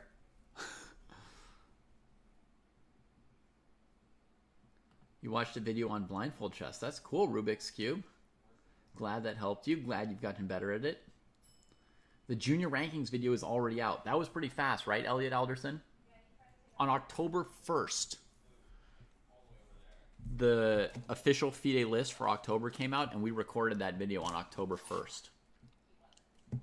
And our editors got it up by the 3rd. That's like a very fast turnaround for us. Was it any good, the episode? You can tell me honestly if it wasn't. If it's not good, there will be like 20 people online telling me how bad it is anyway. You'll probably do it more kindly than they.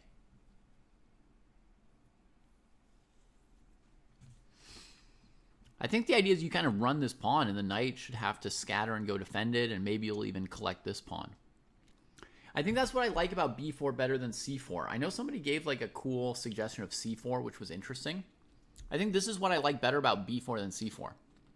With c4, when the knight goes to defend your passer, you can no longer win that pawn on d5 because it's not hanging there anymore. With b4, if the knight chases down one of your pawns, right, you'll still get your pawn back on d5. And so you still have 2 extra pawns, making it easier to win this endgame, I think. I think that's one of the things I really like about b4 here. Yeah. because it leaves this weakness for black. I mean, to essentially just lose at some point, right? What are they going to do other than lose this pawn? The chess engine talks was my favorite one in the last couple months, Dabo. It's hard to agree with everything, right? Because we disagree with each other, Elliot. I think it would be healthy if normally you agree with me and rarely agree with Jesse. I think that would probably be healthiest. But obviously, yeah, you can't agree with everything. So anybody who watches the podcast in the hopes that they will agree with everything that gets said is going to be disappointed, because there's no way. I can't play with you right now, Jonathan. Hopefully another time.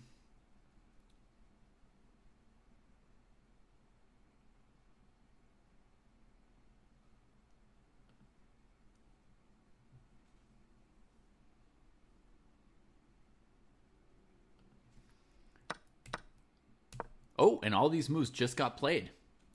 There was a deep think from Hermots here, and then they decided to make this move, grab a pawn here, and now Spear's thinking, like, do I try to save one of these pawns? Do I take this pawn right away? My instinct is to run with the B pawn, but there might be other options too. Yeah, are you going to try that yourself, Dabo? I'm going to try it. I think I might do some match against Leela on stream at some point.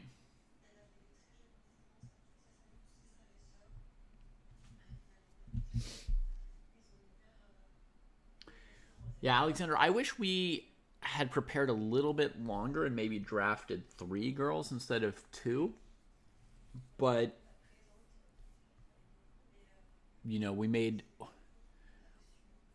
I had so much going on with Coach Champs. Jesse and Kostya probably had their reasons as well. So anyway, we didn't have enough preparation to feel like we could really do a good job drafting 3 or 4 players, but at least it started, and maybe we'll do some more research and expand the girls roster for next year.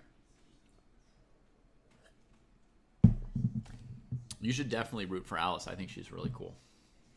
Thank you so much, Elliot. Very kind of you, and very kind of you to rate us. Thank you so much. Yeah, just put on a lot of time per game, Dabo, and go for it, You can experiment with what time control you want to try, but it depends how much time you have, Dabo. But for most people, if you play one classical game in a week and analyze it, that's a pretty good amount of work for 1 week, right? And if you're gonna really play a serious training game against Leela at a level of odds that it's an interesting game for you, then it stands to reason that the game is worth analyzing. That's where you're going to get better, is when you analyze it. Like even the Blitz games that I've played, the Blitz and Rapid games that I've played against Leela at piece odds, I went over them in some form to try and actually learn something from the games. Okay, B5 from Spear. Wow. Playing every single move the same as me. Right? In the sense that every single move, the same move that I would have wanted to play had I been her or whatever. I mean, what I mean is we're agreeing on all the moves here. Pretty cool. It's a nice feeling.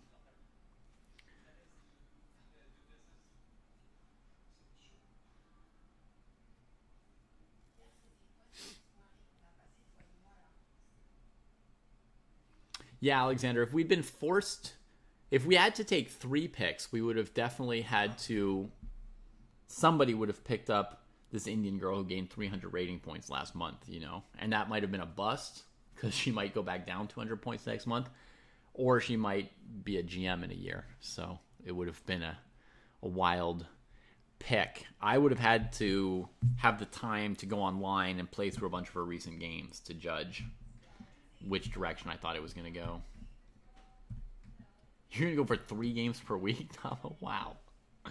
Let me know how it goes. What kind of odds are you thinking of doing at Classical for yourself? Do you have an idea where to calibrate it? You might want to play a couple rapid games first and get a sense for the difficulty level and decide what is a good odds for you before you sit down for 3 or 4 hours. Right?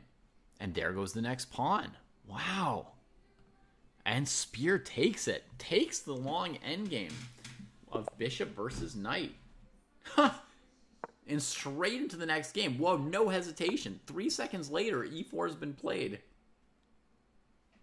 Wow. Yeah, you're thinking between knight and rook? Yeah. Makes sense. I think I should definitely be able to win at knight odds in classical. But I'm still probably going to start at knight odds to make sure that I can actually win. And if I can win at knight odds, then I guess the next step would be 2 pawn odds. And I feel like I have almost no chance of winning that. But we'll see. That'll be a heavy struggle. That'll be an epic effort. Let's go check out a game from our 1600 plus group as well, right? We've been in the under 1600 up till now. In this tournament here, Alexander Sue, in general, people play a single game. But then every now and then you get somebody who wants to play a long game. And then another. And then another.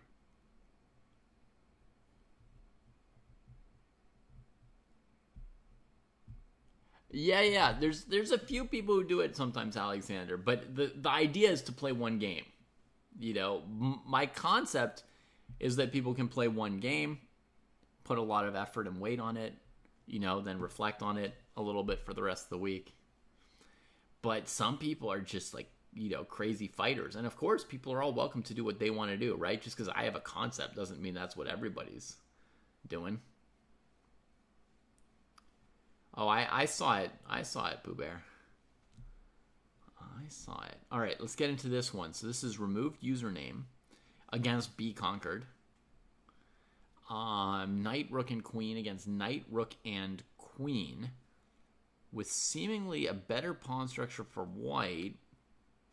Critical factor, I assume Be Conquered's not listening. Critical factor, this rook on f7, which is both actively placed and precariously placed. All right.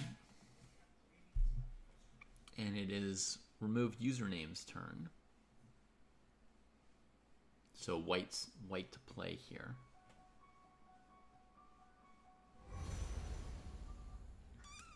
Right on, Alpha Wolf Tribe and Blibup. Good choice, Wolf Tribe. Thank you for your generosity there.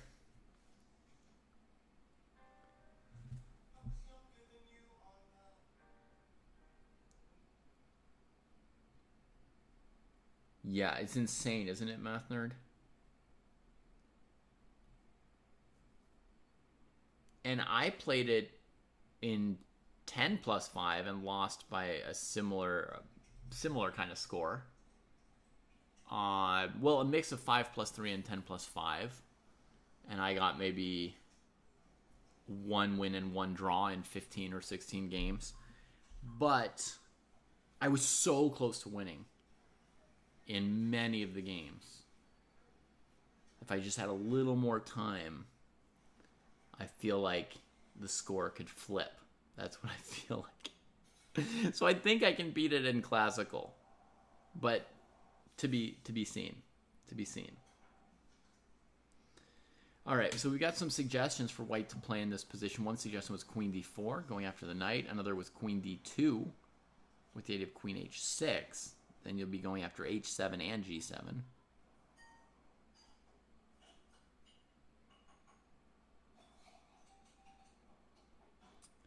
I feel like a key move against both queen d4 and queen d2 is knight f5, trying to stop checkmate on g7 and deal with the knight on d6 and leave the rook dangly. Right? Like here, knight f5 stops queen h6. And here, knight f5. And then if they take, you can take the queen. When they recapture, you get the rook. Knight f5 doesn't work, right? Maybe not. I guess to some extent white could just sit here, and if you ever trade the knight, then you get mated. So white could just move the queen off of the knight's attack, and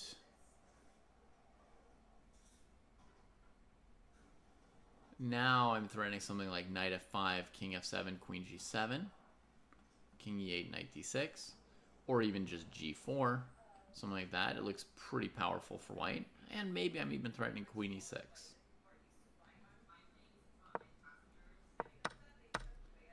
Here we are. Queen d4 was played just now.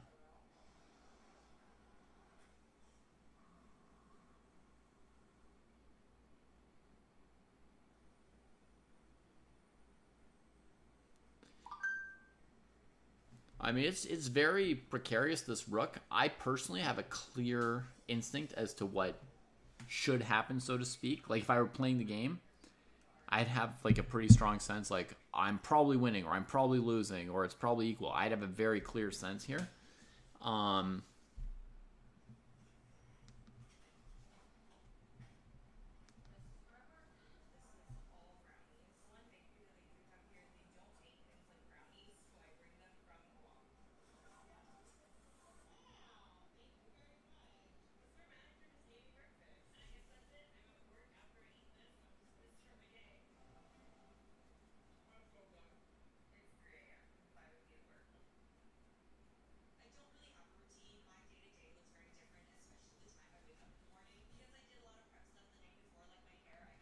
Let me just see what opening's being played here.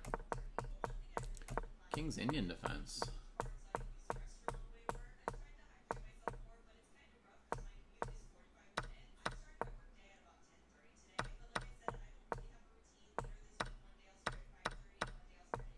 This position looks very comfortable for black.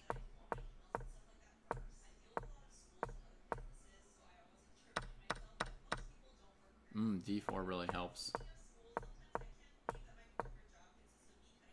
And now white looks good with the queenside majority and the knight on e8. Oof, 7th rank. Moving in. Queen e5 played. Okay, so this was the line that we looked at. Queen d4, queen e5. In theory, threatening knight takes knight, g4, and queen e6. 3 threats.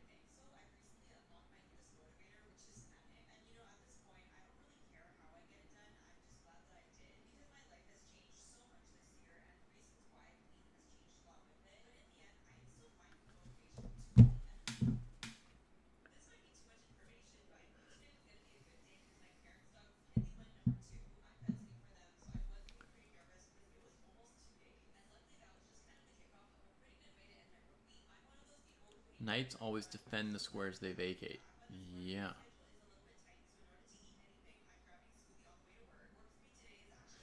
Good night, Alex. Queen d6 played. Wow.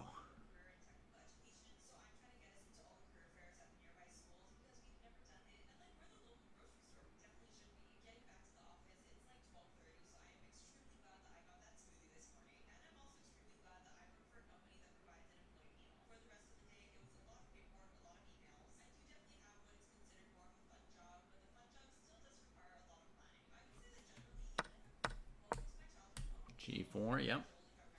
You want to disrupt the knight so it doesn't get to go to e7 if you're going to push this soon. And the knight will again be pretty bad here. Pretty bad, yeah. Like here, you could maybe go here, here, and here, and then the knight is boxed in like that.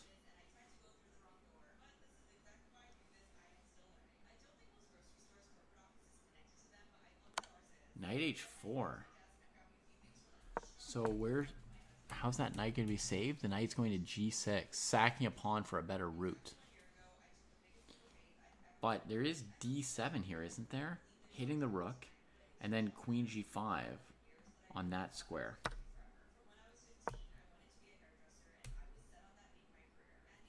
White didn't do it. Now if you go here, black tries knight e7, I imagine. Oh, queen f4 check. So d7 is still just a total knockout here. Just queening that pawn immediately. Here's what I'd calculated, which is similar. d7, hitting the rook. So I force the rook to spend a move on moving, I guess. And then I take here and attack the two.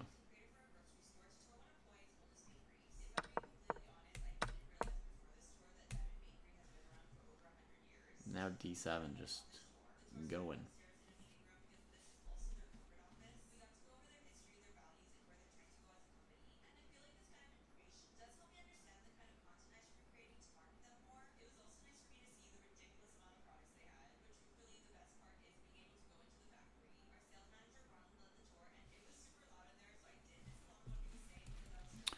That looks like the end.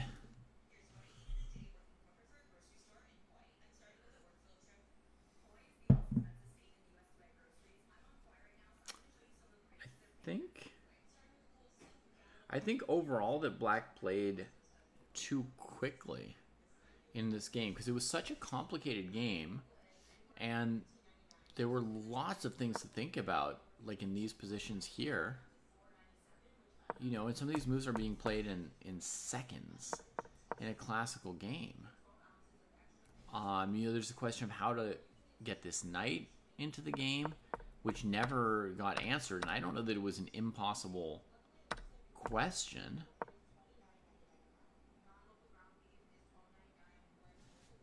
Maybe rook d8 to counter the d file before white takes over. Again, this move was played in 1 second, so yeah. They had over an hour on the clock at that point, Scott. They still had like an hour and 12 minutes out of an hour and 30 at this point. But at this point, it's a little bit late to be thinking about the moves, right? Because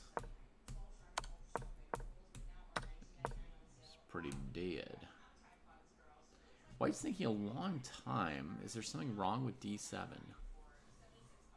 Rook d8, you take it. Knight e7, you go queen f4.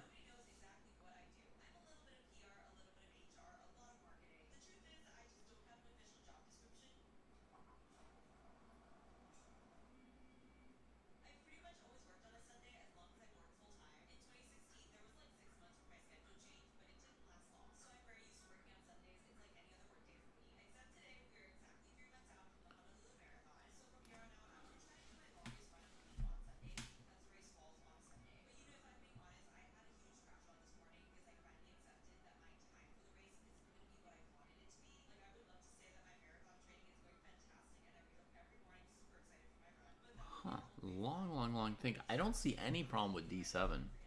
I don't see anything to slow white down there. b3? I haven't looked at b3. d7, b3, queens, rook takes, queen takes, b2, queen b6. Yeah. d7, h6, you just queen, I guess.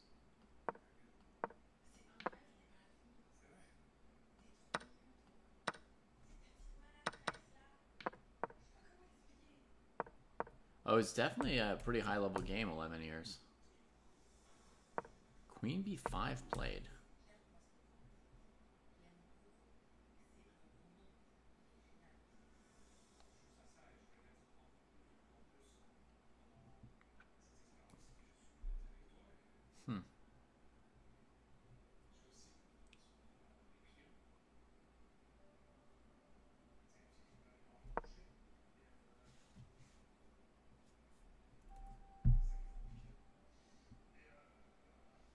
Maybe white didn't see queen f4 check, although, I mean, it's a very good player thinking quite a while. But we just have blind spots now and then. Right? There's a knight covering f4, and there's a pawn on this diagonal. So you can miss it, but the only way to stop that is to block the diagonal, right? And then this move wins. So it's just a matter of looking at all the forcing moves or whatever, as people say sometimes.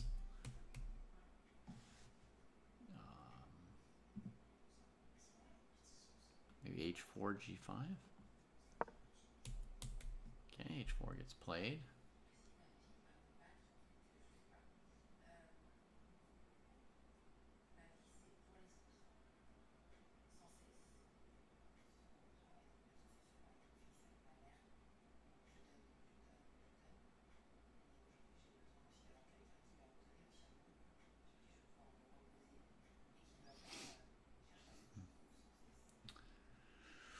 Well, threatening mate in 1. Black pretty much has to play h6. Not really anything else to try.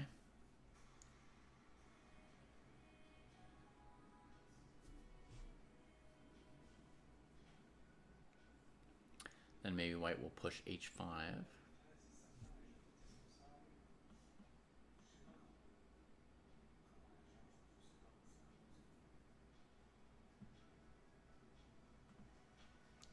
Knight's getting forced to worse and worse squares.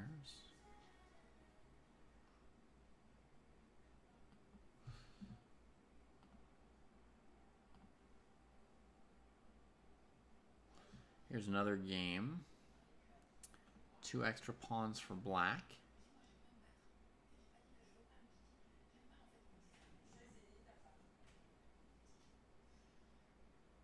And this one hanging. So white's looking for kind of desperate counterplay.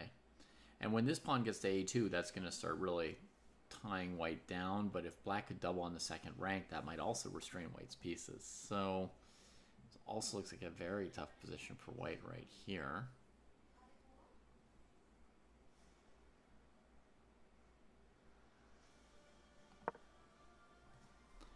Knight f8. Check. Check. That's about to be mate.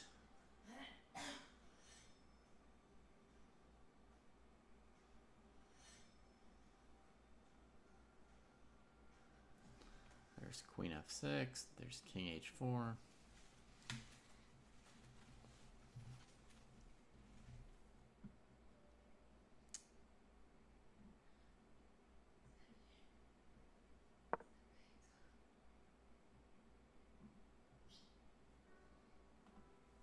Checkmate threatened.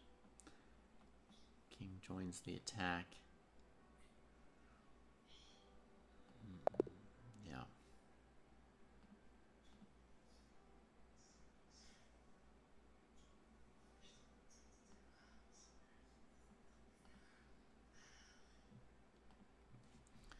Okay, let's see here. Let's see what we can figure out here for this game. Well, you played very, very quickly, Be Conquered, in the middle game. So it stands to reason that you would miss things, right?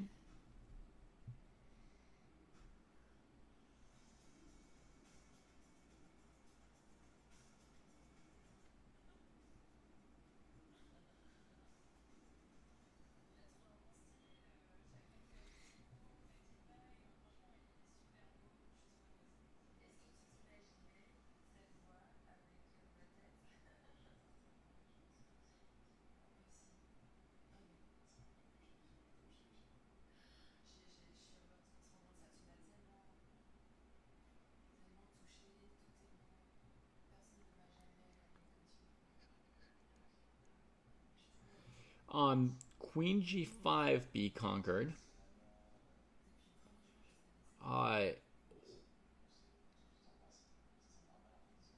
Queen g5, white can play knight takes f5.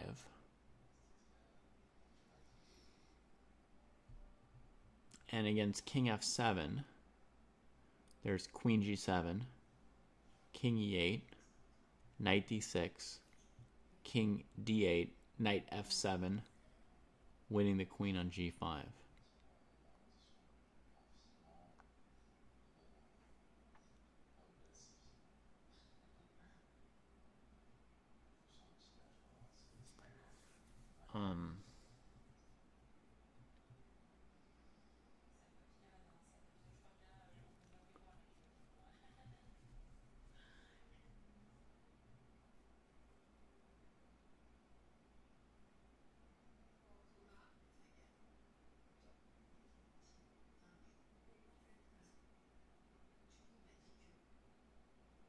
You know,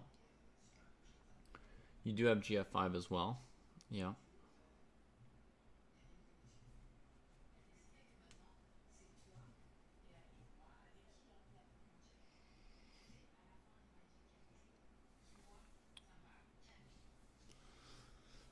Then white has various wins as well, like h4, queen g6, rook f6.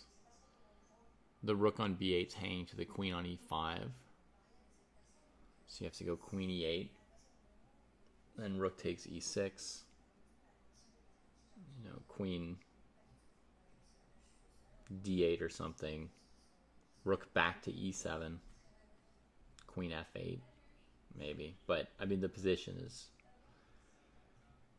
brutal. Rook g7 check, queen g7, queen b8 check, king f7, queen takes b7 check, something like that. I don't know. It's pretty stuck.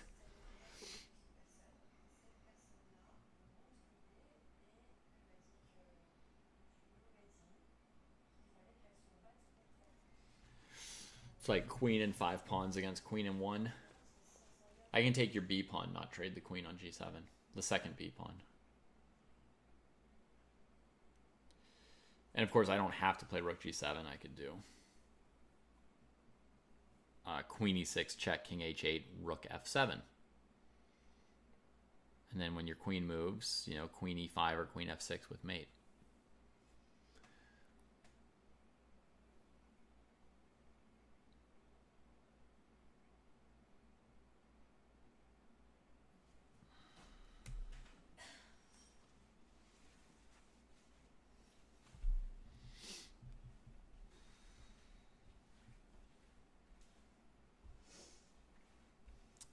Long think here from checks, which is a good idea. Checks mate. Not yet clear what white's counterplay is, but the king is not very well guarded, and white's got heavy pieces, so black has to be pretty careful here. The most basic move to me would be a3, a2. The second most basic move would be queen c2, allowing rook d5. Maybe that's not basic. Maybe that's more like dumb.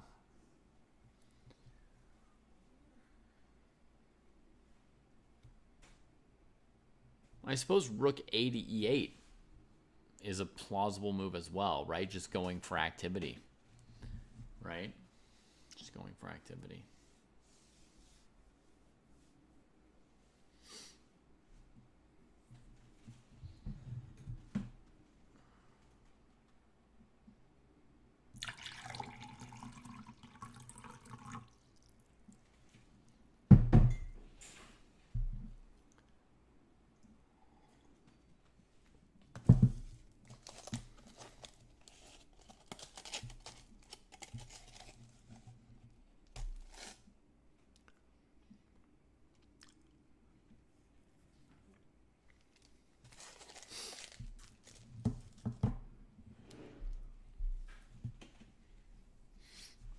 Should black play queen c5 here, maybe?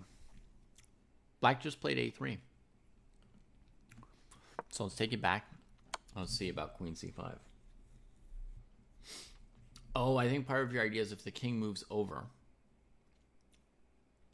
to either square on the h-file, you want to do this, right?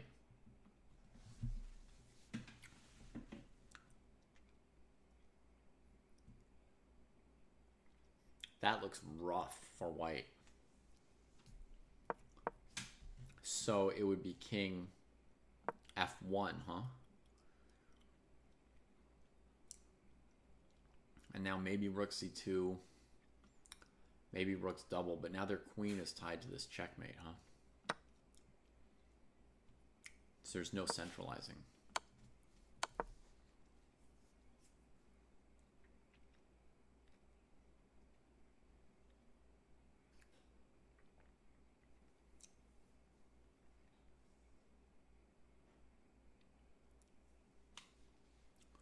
Looks pretty good. You know, can't say that looks bad.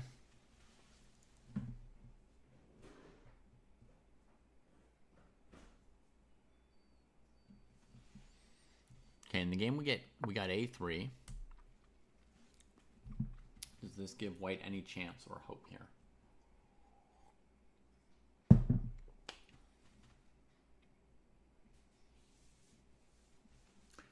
I don't see anything immediate, but let's just think about it. Queen d6.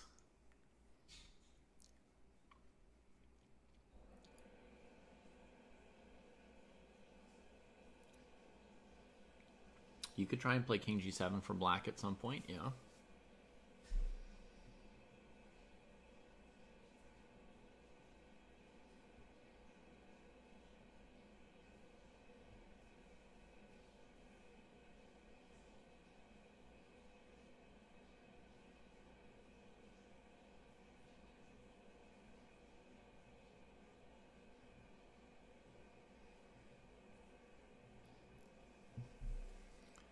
Concord, you're saying bring the rook to a4 at some point for black from this position? I mean, we won't... I don't think black's in danger of losing in the near future. But what makes you want to play rook a4? Like, I want to get the pawn to a2, so it's threatening to queen and starts to tie down white's rooks. Gives me combinations. Right? So that's a goal here. I want to take on c2 to be up another pawn and to tie white to defending g2. What makes you want to bring the rook here? Good morning, Sanyal. Hooray, it is the weekend. Rook a4, d4, queen c2.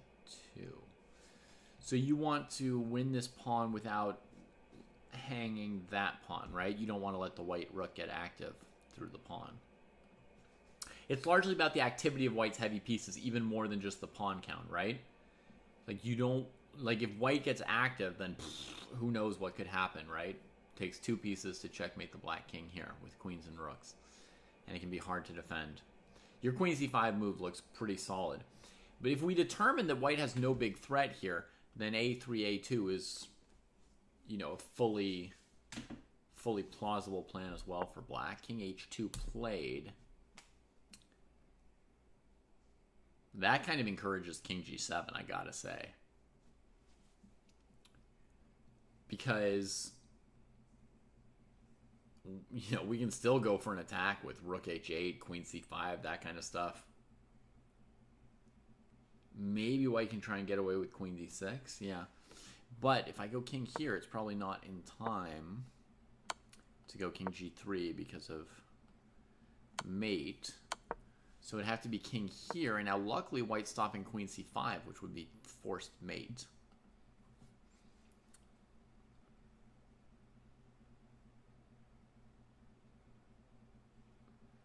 But there's a good chance that queen h4 is checkmate. Here, I know it's not all with check.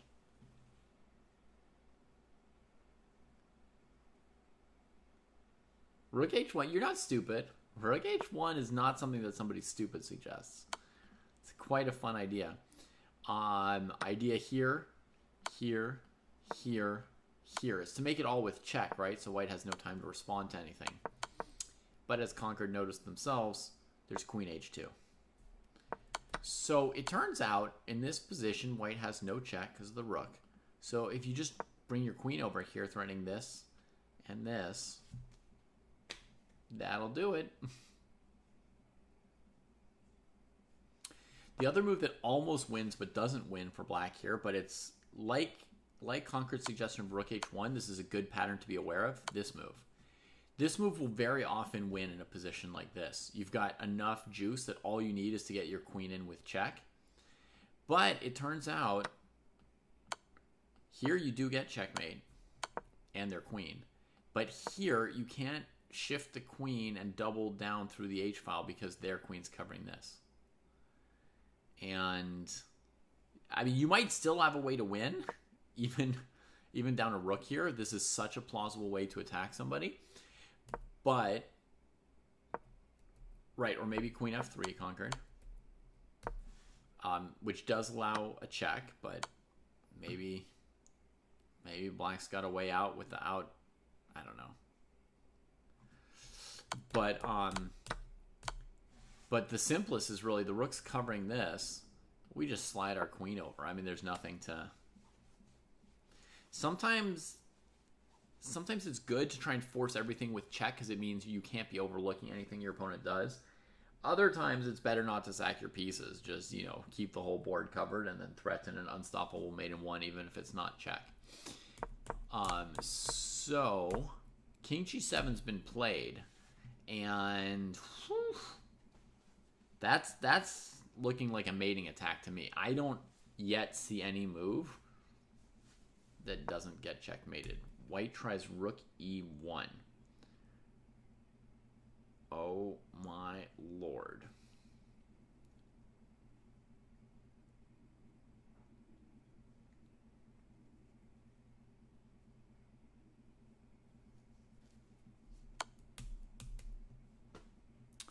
So on queen d4, white's going to play king f1. And then against rook h1, king e2.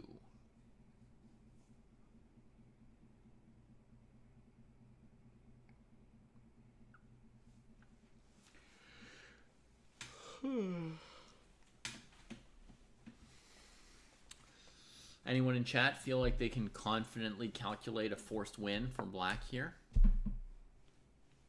It looks like the smackdown. It looks like the beatdown.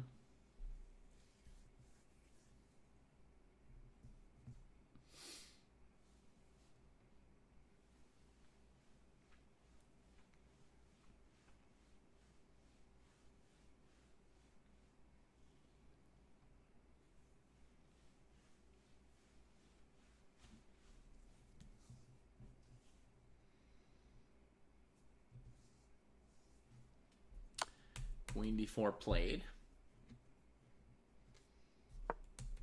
King f1. Here b conquered suggested a beautiful, beautiful move, right?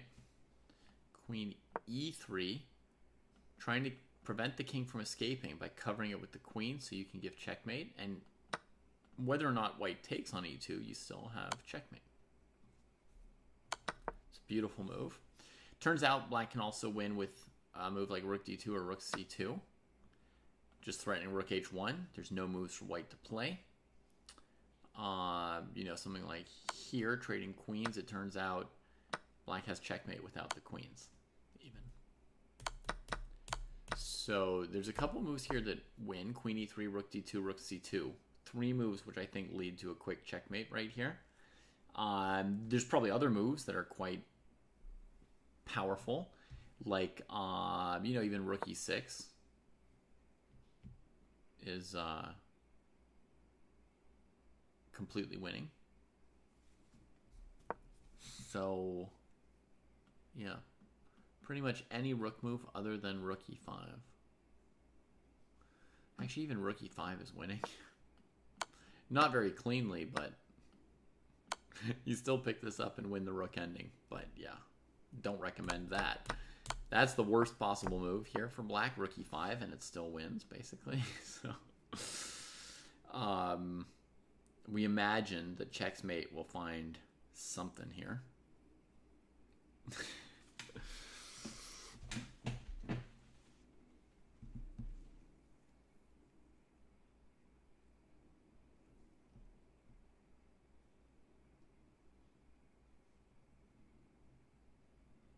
Yeah, rook h1 is somehow not great after king e2. I agree.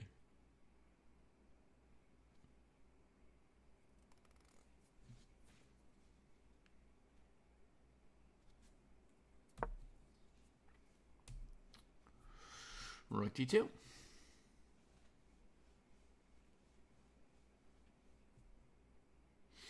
I looked at that too, B Conquered, and I couldn't find one myself.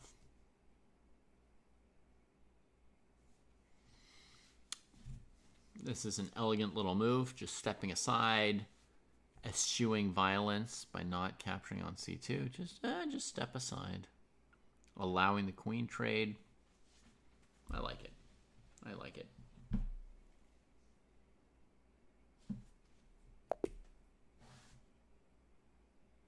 All right.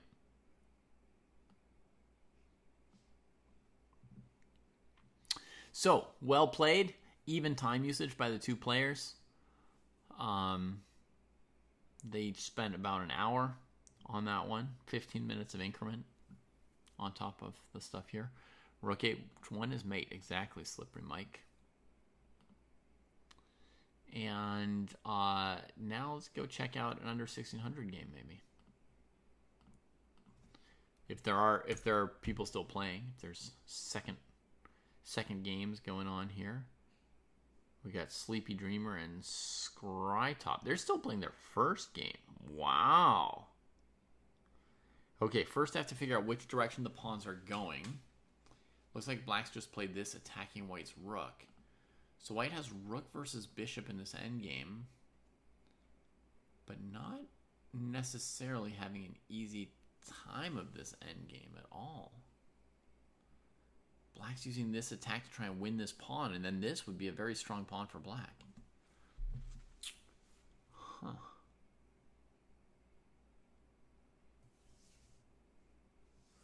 White's king is oddly cut off. Even though White is the one with a rook, it's White's king that is cut off from the battle. Oh, maybe I see a way for White to win. Rook here, bishop here, and then rook here. If Black takes, we can take, push, queen, one move before the opponent. Oh, Slippery Mike said it too. So by attacking the bishop, we don't give Black time to take, and they need to take with the pawn and make a pass pawn to really beat us. But if we made them take with the king, this is also going to be a lot of work. Even though there isn't the immediate pass pawn to bother us, our king is still off to the side, and their king's better placed. So it's still not obvious how you win that, right? So to me, rook c7, going after the bishop, that's great. All right, good night, Alexander. It may not even be winning, right, Be Conquered? I mean, who knows? It probably is somehow, but in practice, maybe not, because, you know, do you or don't you find a win. All right, Sleepy Dreamer down to 4 minutes against Scrytop's 4 minutes. They do have the 30-second increment. But this is a very critical move, this next move here of this endgame, right? As we're saying, if White plays a random move, the win might disappear in one move right here. So it seems they have to find this rook c7, followed by bishop b6, continuing to chase the bishop with rook b7 or rook c6. White has to find that pretty much to win this game. Hey, Jamin Hot Dogs, it tries to match you up with the person closest to you in rating, as opposed to the person closest to you in points. So it'll try to put you with somebody with the same rating as you as much as possible. The longer it has to wait for someone to pair you with, the more it expands the range of ratings it's willing to pair you with, right? So I don't know what the numbers are, but just like the general idea is, like, let's say it at first wants to pair you with somebody within 100 points of you, right? If after a minute it doesn't find someone within 100 points of you, maybe it expands to someone within 200 points of you. If after 4 minutes it hasn't found someone, it expands to 300 or 400 points, that kind of a thing. I don't think sacking the rook is winning Be Conquered, no.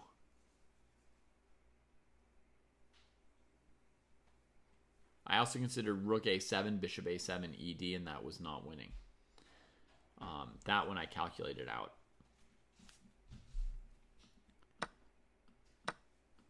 This one I calculated out. The white king's too badly placed. If you're 200, then it'll pair you with the lowest rated player it can find eventually, I guess, right? Okay, white found rook c7, bishop b6, rook c6. Wow. Beautiful. Critical. Sorry. Okay. That's really nice. That's really nice. Under the gun, right? 3-4 minutes left on the clock, and stopped and thought pretty hard and found the one clean way. Hey, Jay Sugi. I'm not really open to private coaching lessons at the moment. I mean, I'm doing a few coaching sessions.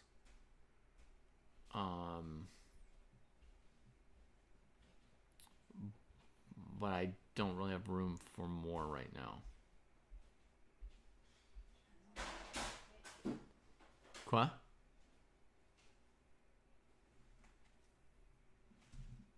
Je sais pas compris.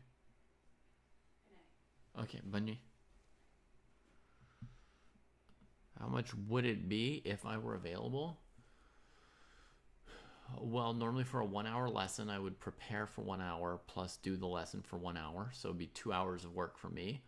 And I would charge you 2 hours of whatever your hourly wage is at your job if you have one. And if you don't have one, it would be free. Oh man, we're getting the most critical variation. Beautiful. Beautiful play by these players. Taking it to the limit in this endgame. Exactly. I charge you what you charge your employer or whoever it is that pays you.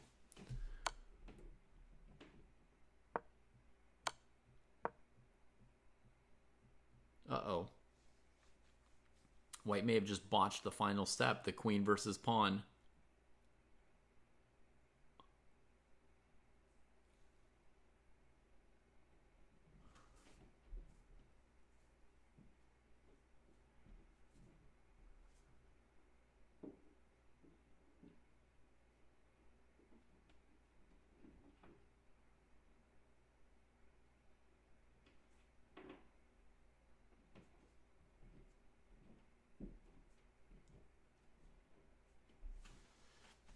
It's still possible to win this endgame, but it's very, very hard now. And the last two moves White played showed that they don't know how to win this endgame because they just chased the black king here. You know, if they were going to win the endgame, the time to win it was right here. Queen h1, queen a1. Put your queen in front of the pawn. Game over.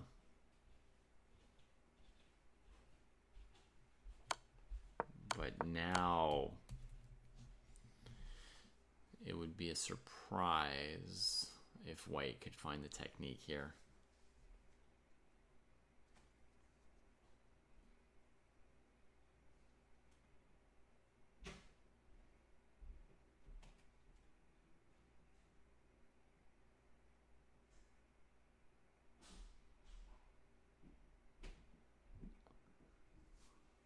Boop.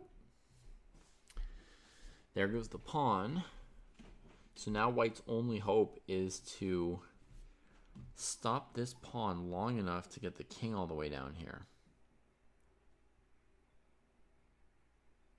Yeah.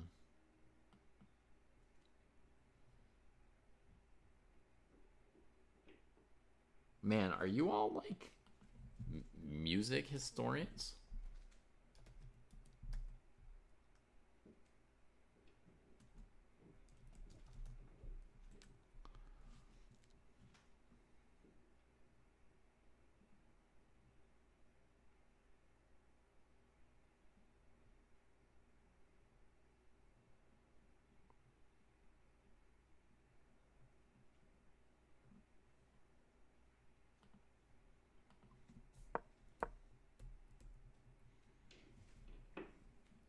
You just know historical culture.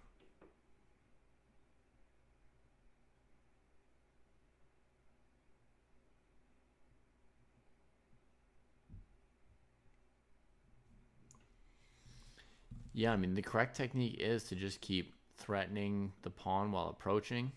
And if the king ever steps in front of the pawn, then you can bring your king.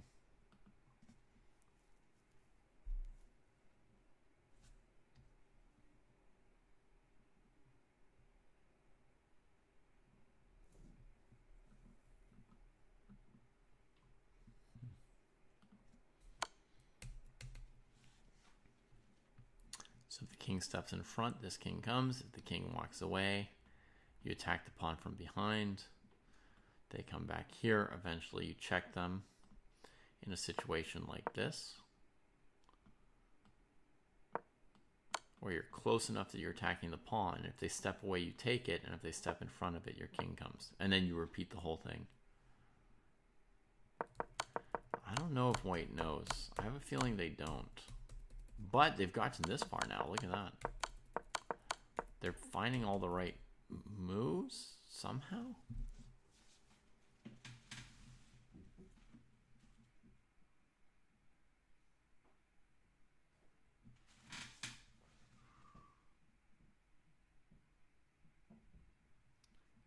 Wow, Baymon and Spear have both played 2 games tonight. Bravo to them. And there's the king coming. Ay, ay, ay. I misjudged Sleepy Dreamer. Once it got critical again, they started finding the right moves.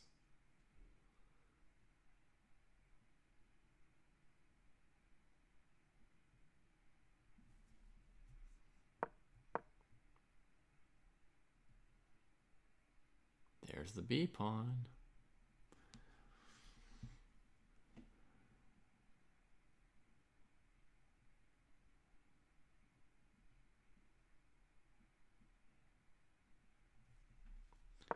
One little detail is that if king f4, you block your queen's checking square, and after king f1, you should play king f3, which white found, allowing them to queen. This is correct. Now white's hesitating on the final move here.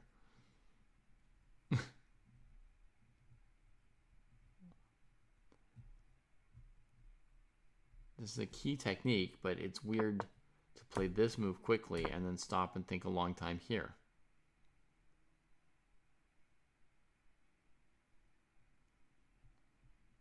What's going on?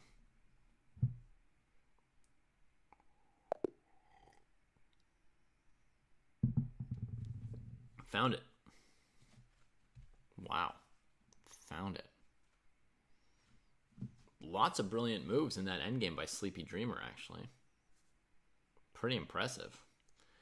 Some of those endgame skills on display. Let's see what other games are still going on here. We got a new game just started between Jason and Hobbits. Or Habits? Habits, perhaps.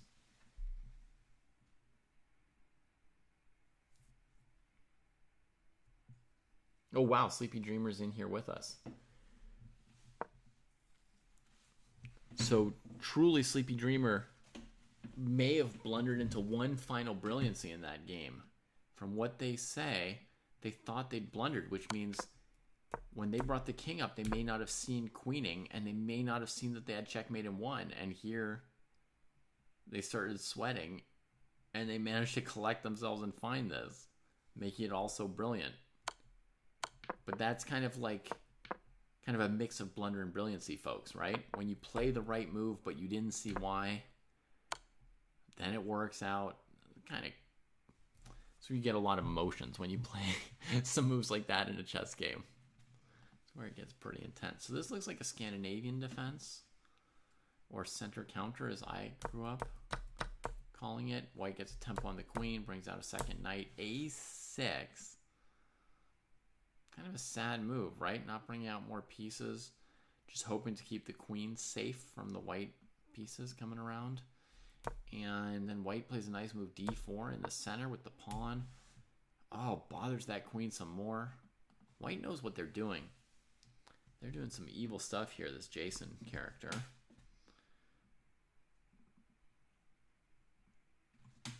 Yeah, Tiarlament. C6 is definitely a more common way to play the Scandinavian than A6.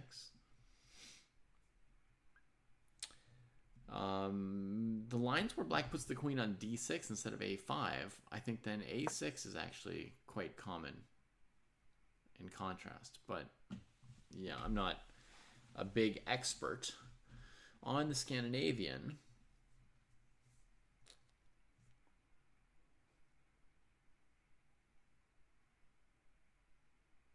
Good point. B Conquered says black played E6 quickly, blocking this bishop. So maybe they like the idea of putting the bishop on this long diagonal here. That would make sense. I mean, the first thing to see is just, you know, do these players have a real passion and commitment to development, right? That's always going to be a question when you've got players at this rating level here, right? 300 versus 500. Are they going to be committed to bringing out their pieces, or are they going to forget about the pieces? And so far, I mean, white's got that passion for development, right? 4 pieces out. Habits plays the idea that Conquered was starting to wonder about, to maybe put the bishop here.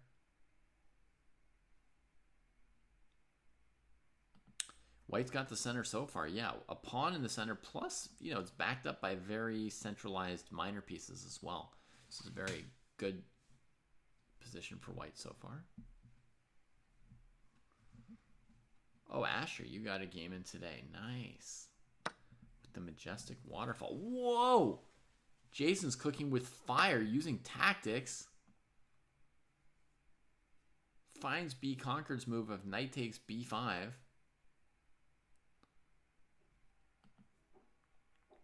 And pulls ahead on material here.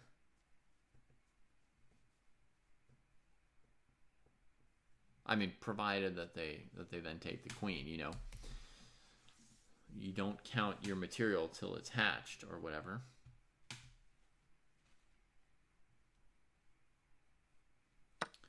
It feels like white had seen the Scandinavian, aka center counter, before, right?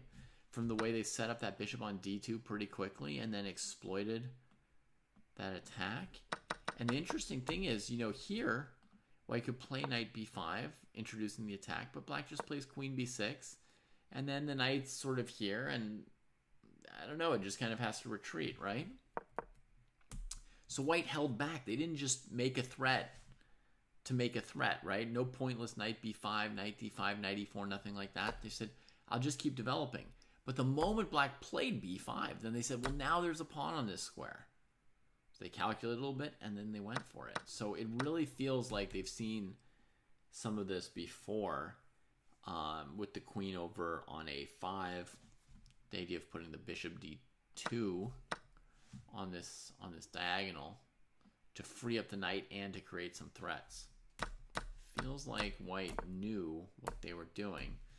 Now they get castled, and white has finished the opening, right? Because basically everything, well, because the minor pieces are developed, the king is placed. Now you still have to develop the rooks. Development's not finished, but developing the rooks is something that often doesn't happen until the middle game, just because rooks are more finicky. If you didn't have an open file, you sometimes have to really work to develop your rooks. And black, on the other hand, is still in the opening, because they've got 3 minor pieces here on the back rank. So white's got a big development lead. White is in the middle game. Black is still in the opening. That is tough.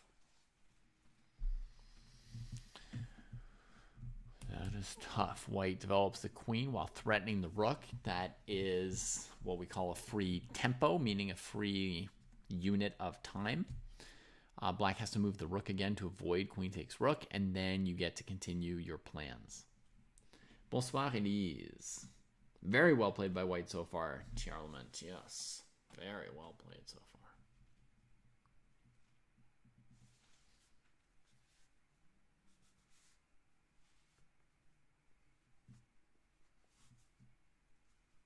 Oh, nice.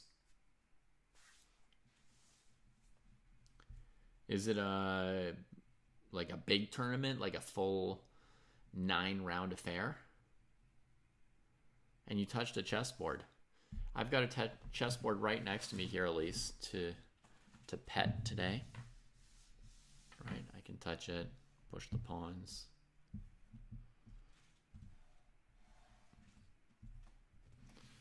So that's feeling nice.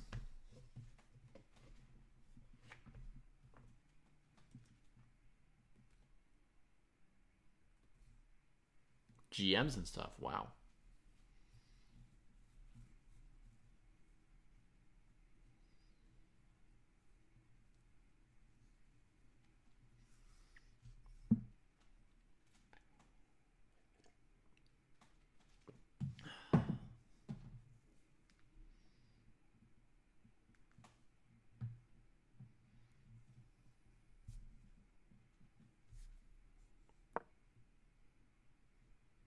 Ooh, that is exciting, Scotty.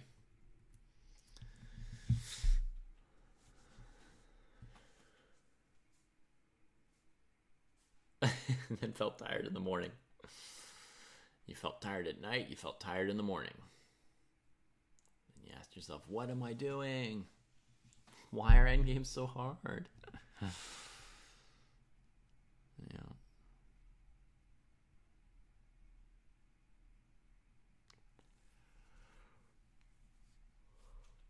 Oh, new move just in. Jason goes b3, kicking that rook some more, looking to play either c4 or a4 probably to open up more space for white's rooks. I would think. You see that black rook on h8, it's pretty far from getting to the game.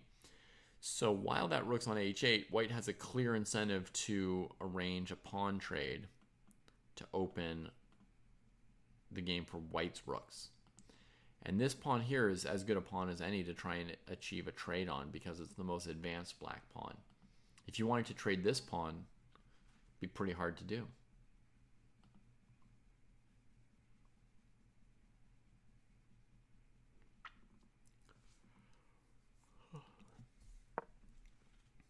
Oh la la la la. The rook is not safe there.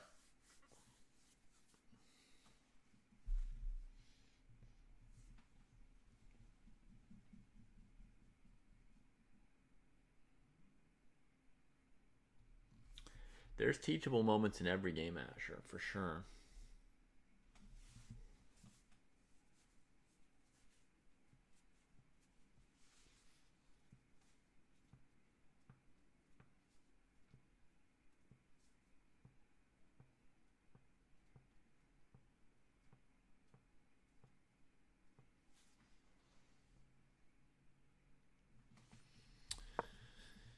Yeah, I mean, black was struggling. They didn't want to fully retreat. They were trying to keep fighting with the rook, right? Because you can see here, their instinct wasn't to just go home and save the piece. It was to keep fighting with the piece, you know? Look at this pawn. Look at this pawn. I'm a big rook. I'm fighting, you know? The problem with fighting with the big rook so early is you've got all these pieces that are worth less than it, so you don't actually want to trade for them. So anytime they attack you, you've got to move on. And black was just refusing to retreat, so they stayed forward attacking stuff, and white took it. So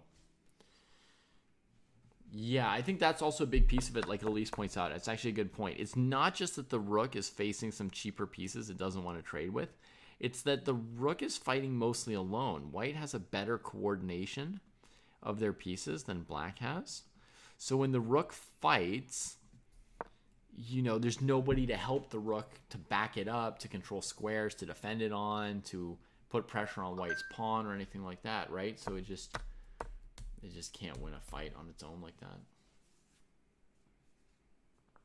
All right, Sanyal. I hope you get a great game or two in. If anybody's looking for a game in the over 1600 tournament, Sanyal has joined and is looking for an opponent or a game, especially anyone not in the US where it's not really late at night, anyone in Europe or Africa or Asia.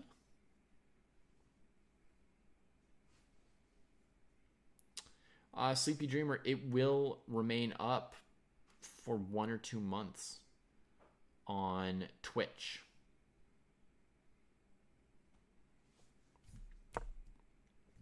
All right, looking to get the rooks into the game.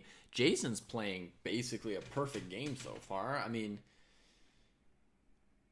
you know, to some extent, a perfect game kind of doesn't exist. Chess is so complicated, but it's pretty good. I mean, all the pieces coming out, lots of tactical opportunities seized. Yeah, I guess I'm just hesitant to use the word perfect, even though I'm the one who used it.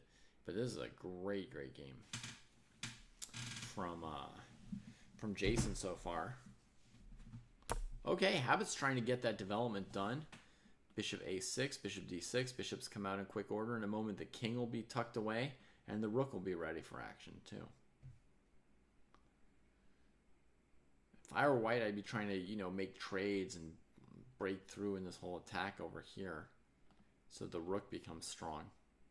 But I think black's going to succeed in evacuating the king here. I don't think all VODs get uploaded there, Scotty. There's just too many streams.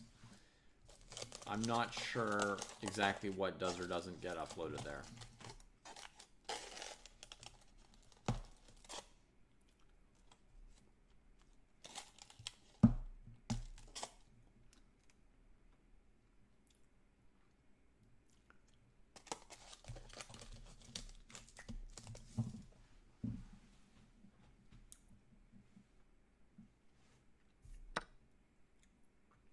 All right, we get a Tradovich there.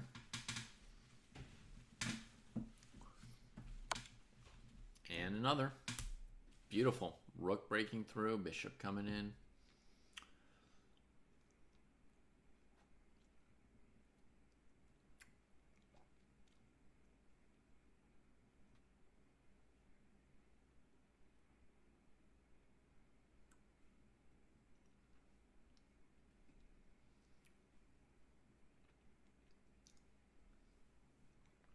Very nice position for white. Black pretty much has to trade this bishop and then castle.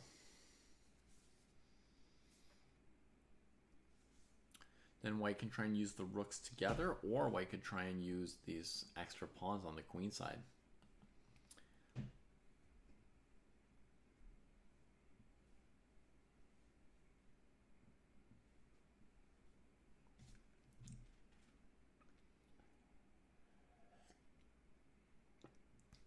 All right, Sleepy Dreamer, that was your first classical game? Wow, and you went all the way down to 3 minutes on your clock. So you, in your very first game, you used all the time. That's pretty amazing. I mean, people rarely pace themselves in their first couple classical games, not to mention their very first one.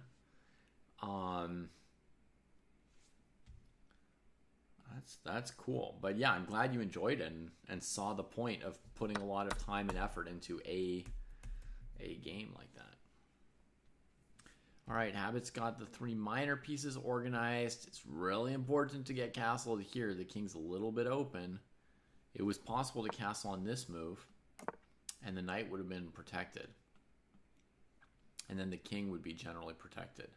Very, very important at this point.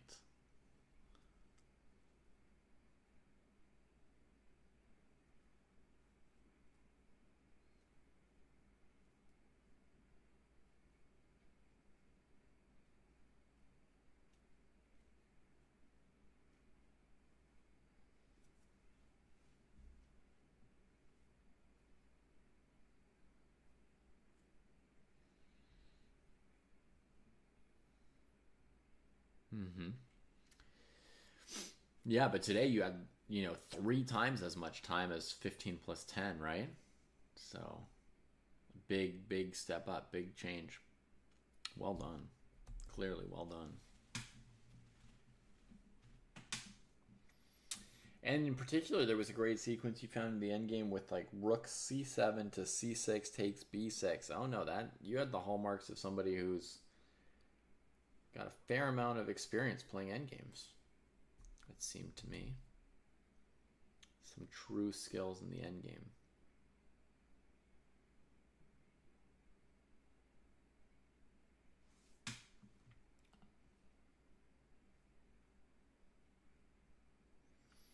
Is there a special chance right here, Asher, for white?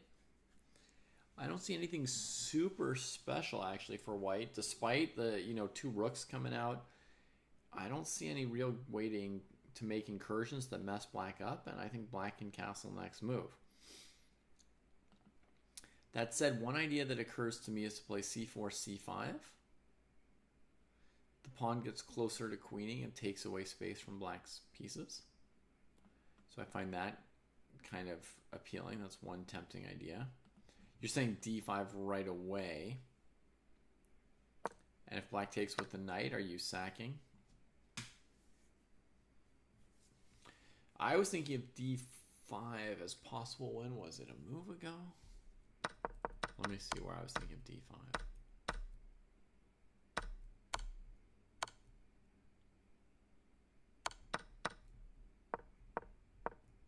Maybe it was here. That doesn't make sense. Knight e5 played. Yeah, so that's looking for a trade, just simplifying the situation while white's ahead. Very reasonable move as well. Very reasonable.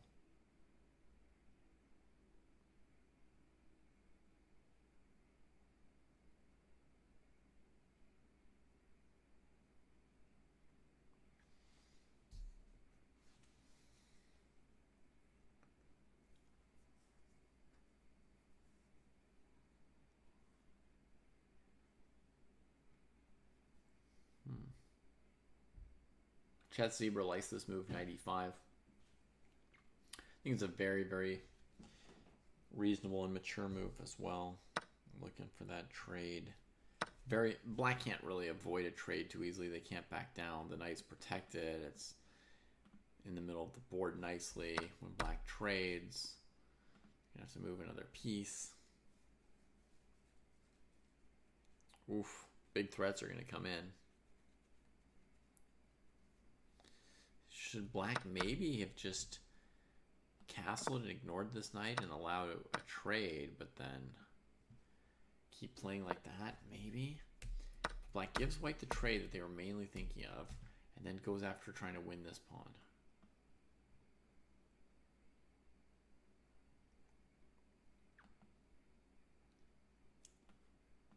Now there's some crushing moves, harnessing the power of the rooks, because black delayed castling by one move too many. But does white find it all? Kind of unforced to trade. A little bit risky to trade, right? Slippery Mike, this d-file is a big asset for white. Oh, we've got a move already. And it was rook d1. Oh, that's a powerful move from Jason. Holy moly. Threatening queen takes knight. And if the knight takes on e5, checkmate. That's the power of the open file. Similarly, if black takes this pawn with the knight defending that knight, white has 2 different tactically winning moves based on the fact that this knight is the only thing standing in the way of queen d8 mate. So white could take the knight for free. Black should not take the rook because of mate. But if they don't, of course, white just took a knight for free, which is helping. There's also this move, rook b8 check. Similar idea. If the knight takes, mate is administered. And if the king moves, we pick up the rook.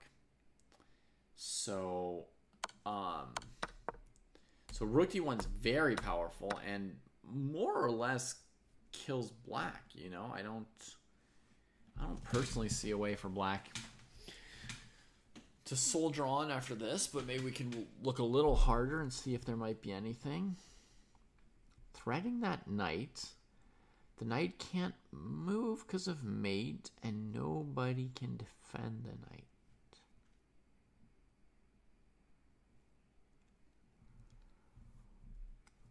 Yeah, I think that's it. That's all the options, and none of them work.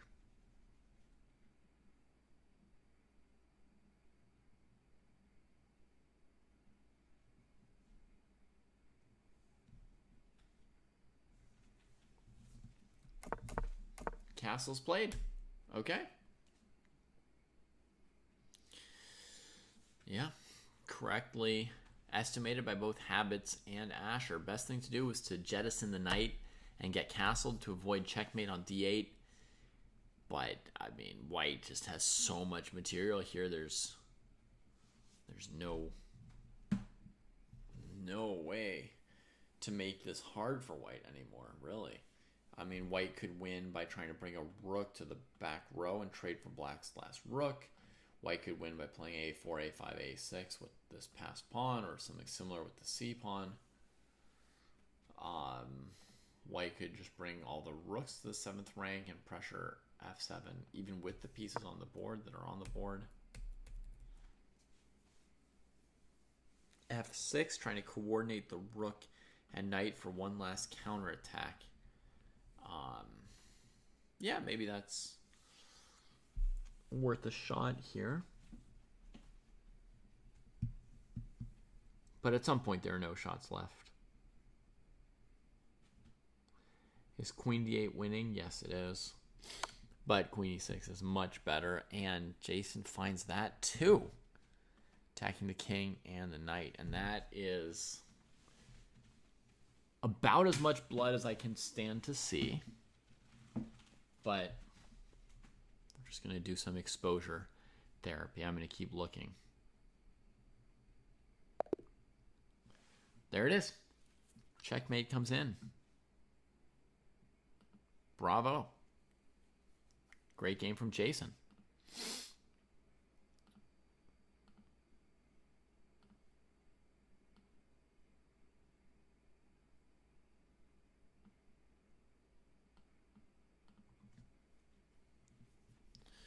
Okay, folks, so that is Friday night fights for today.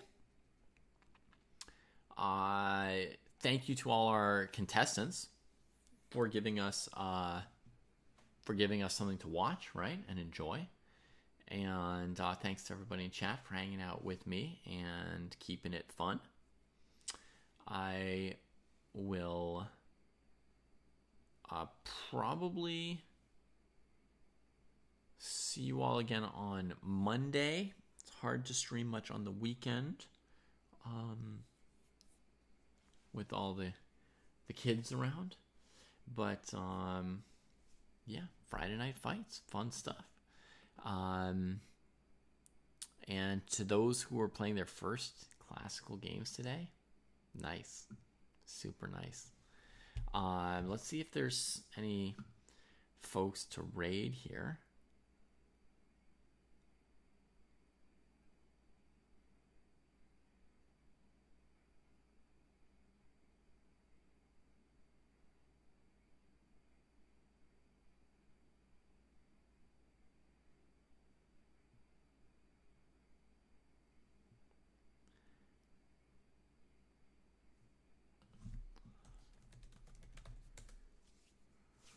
Yeah, you're welcome, Mcatcher.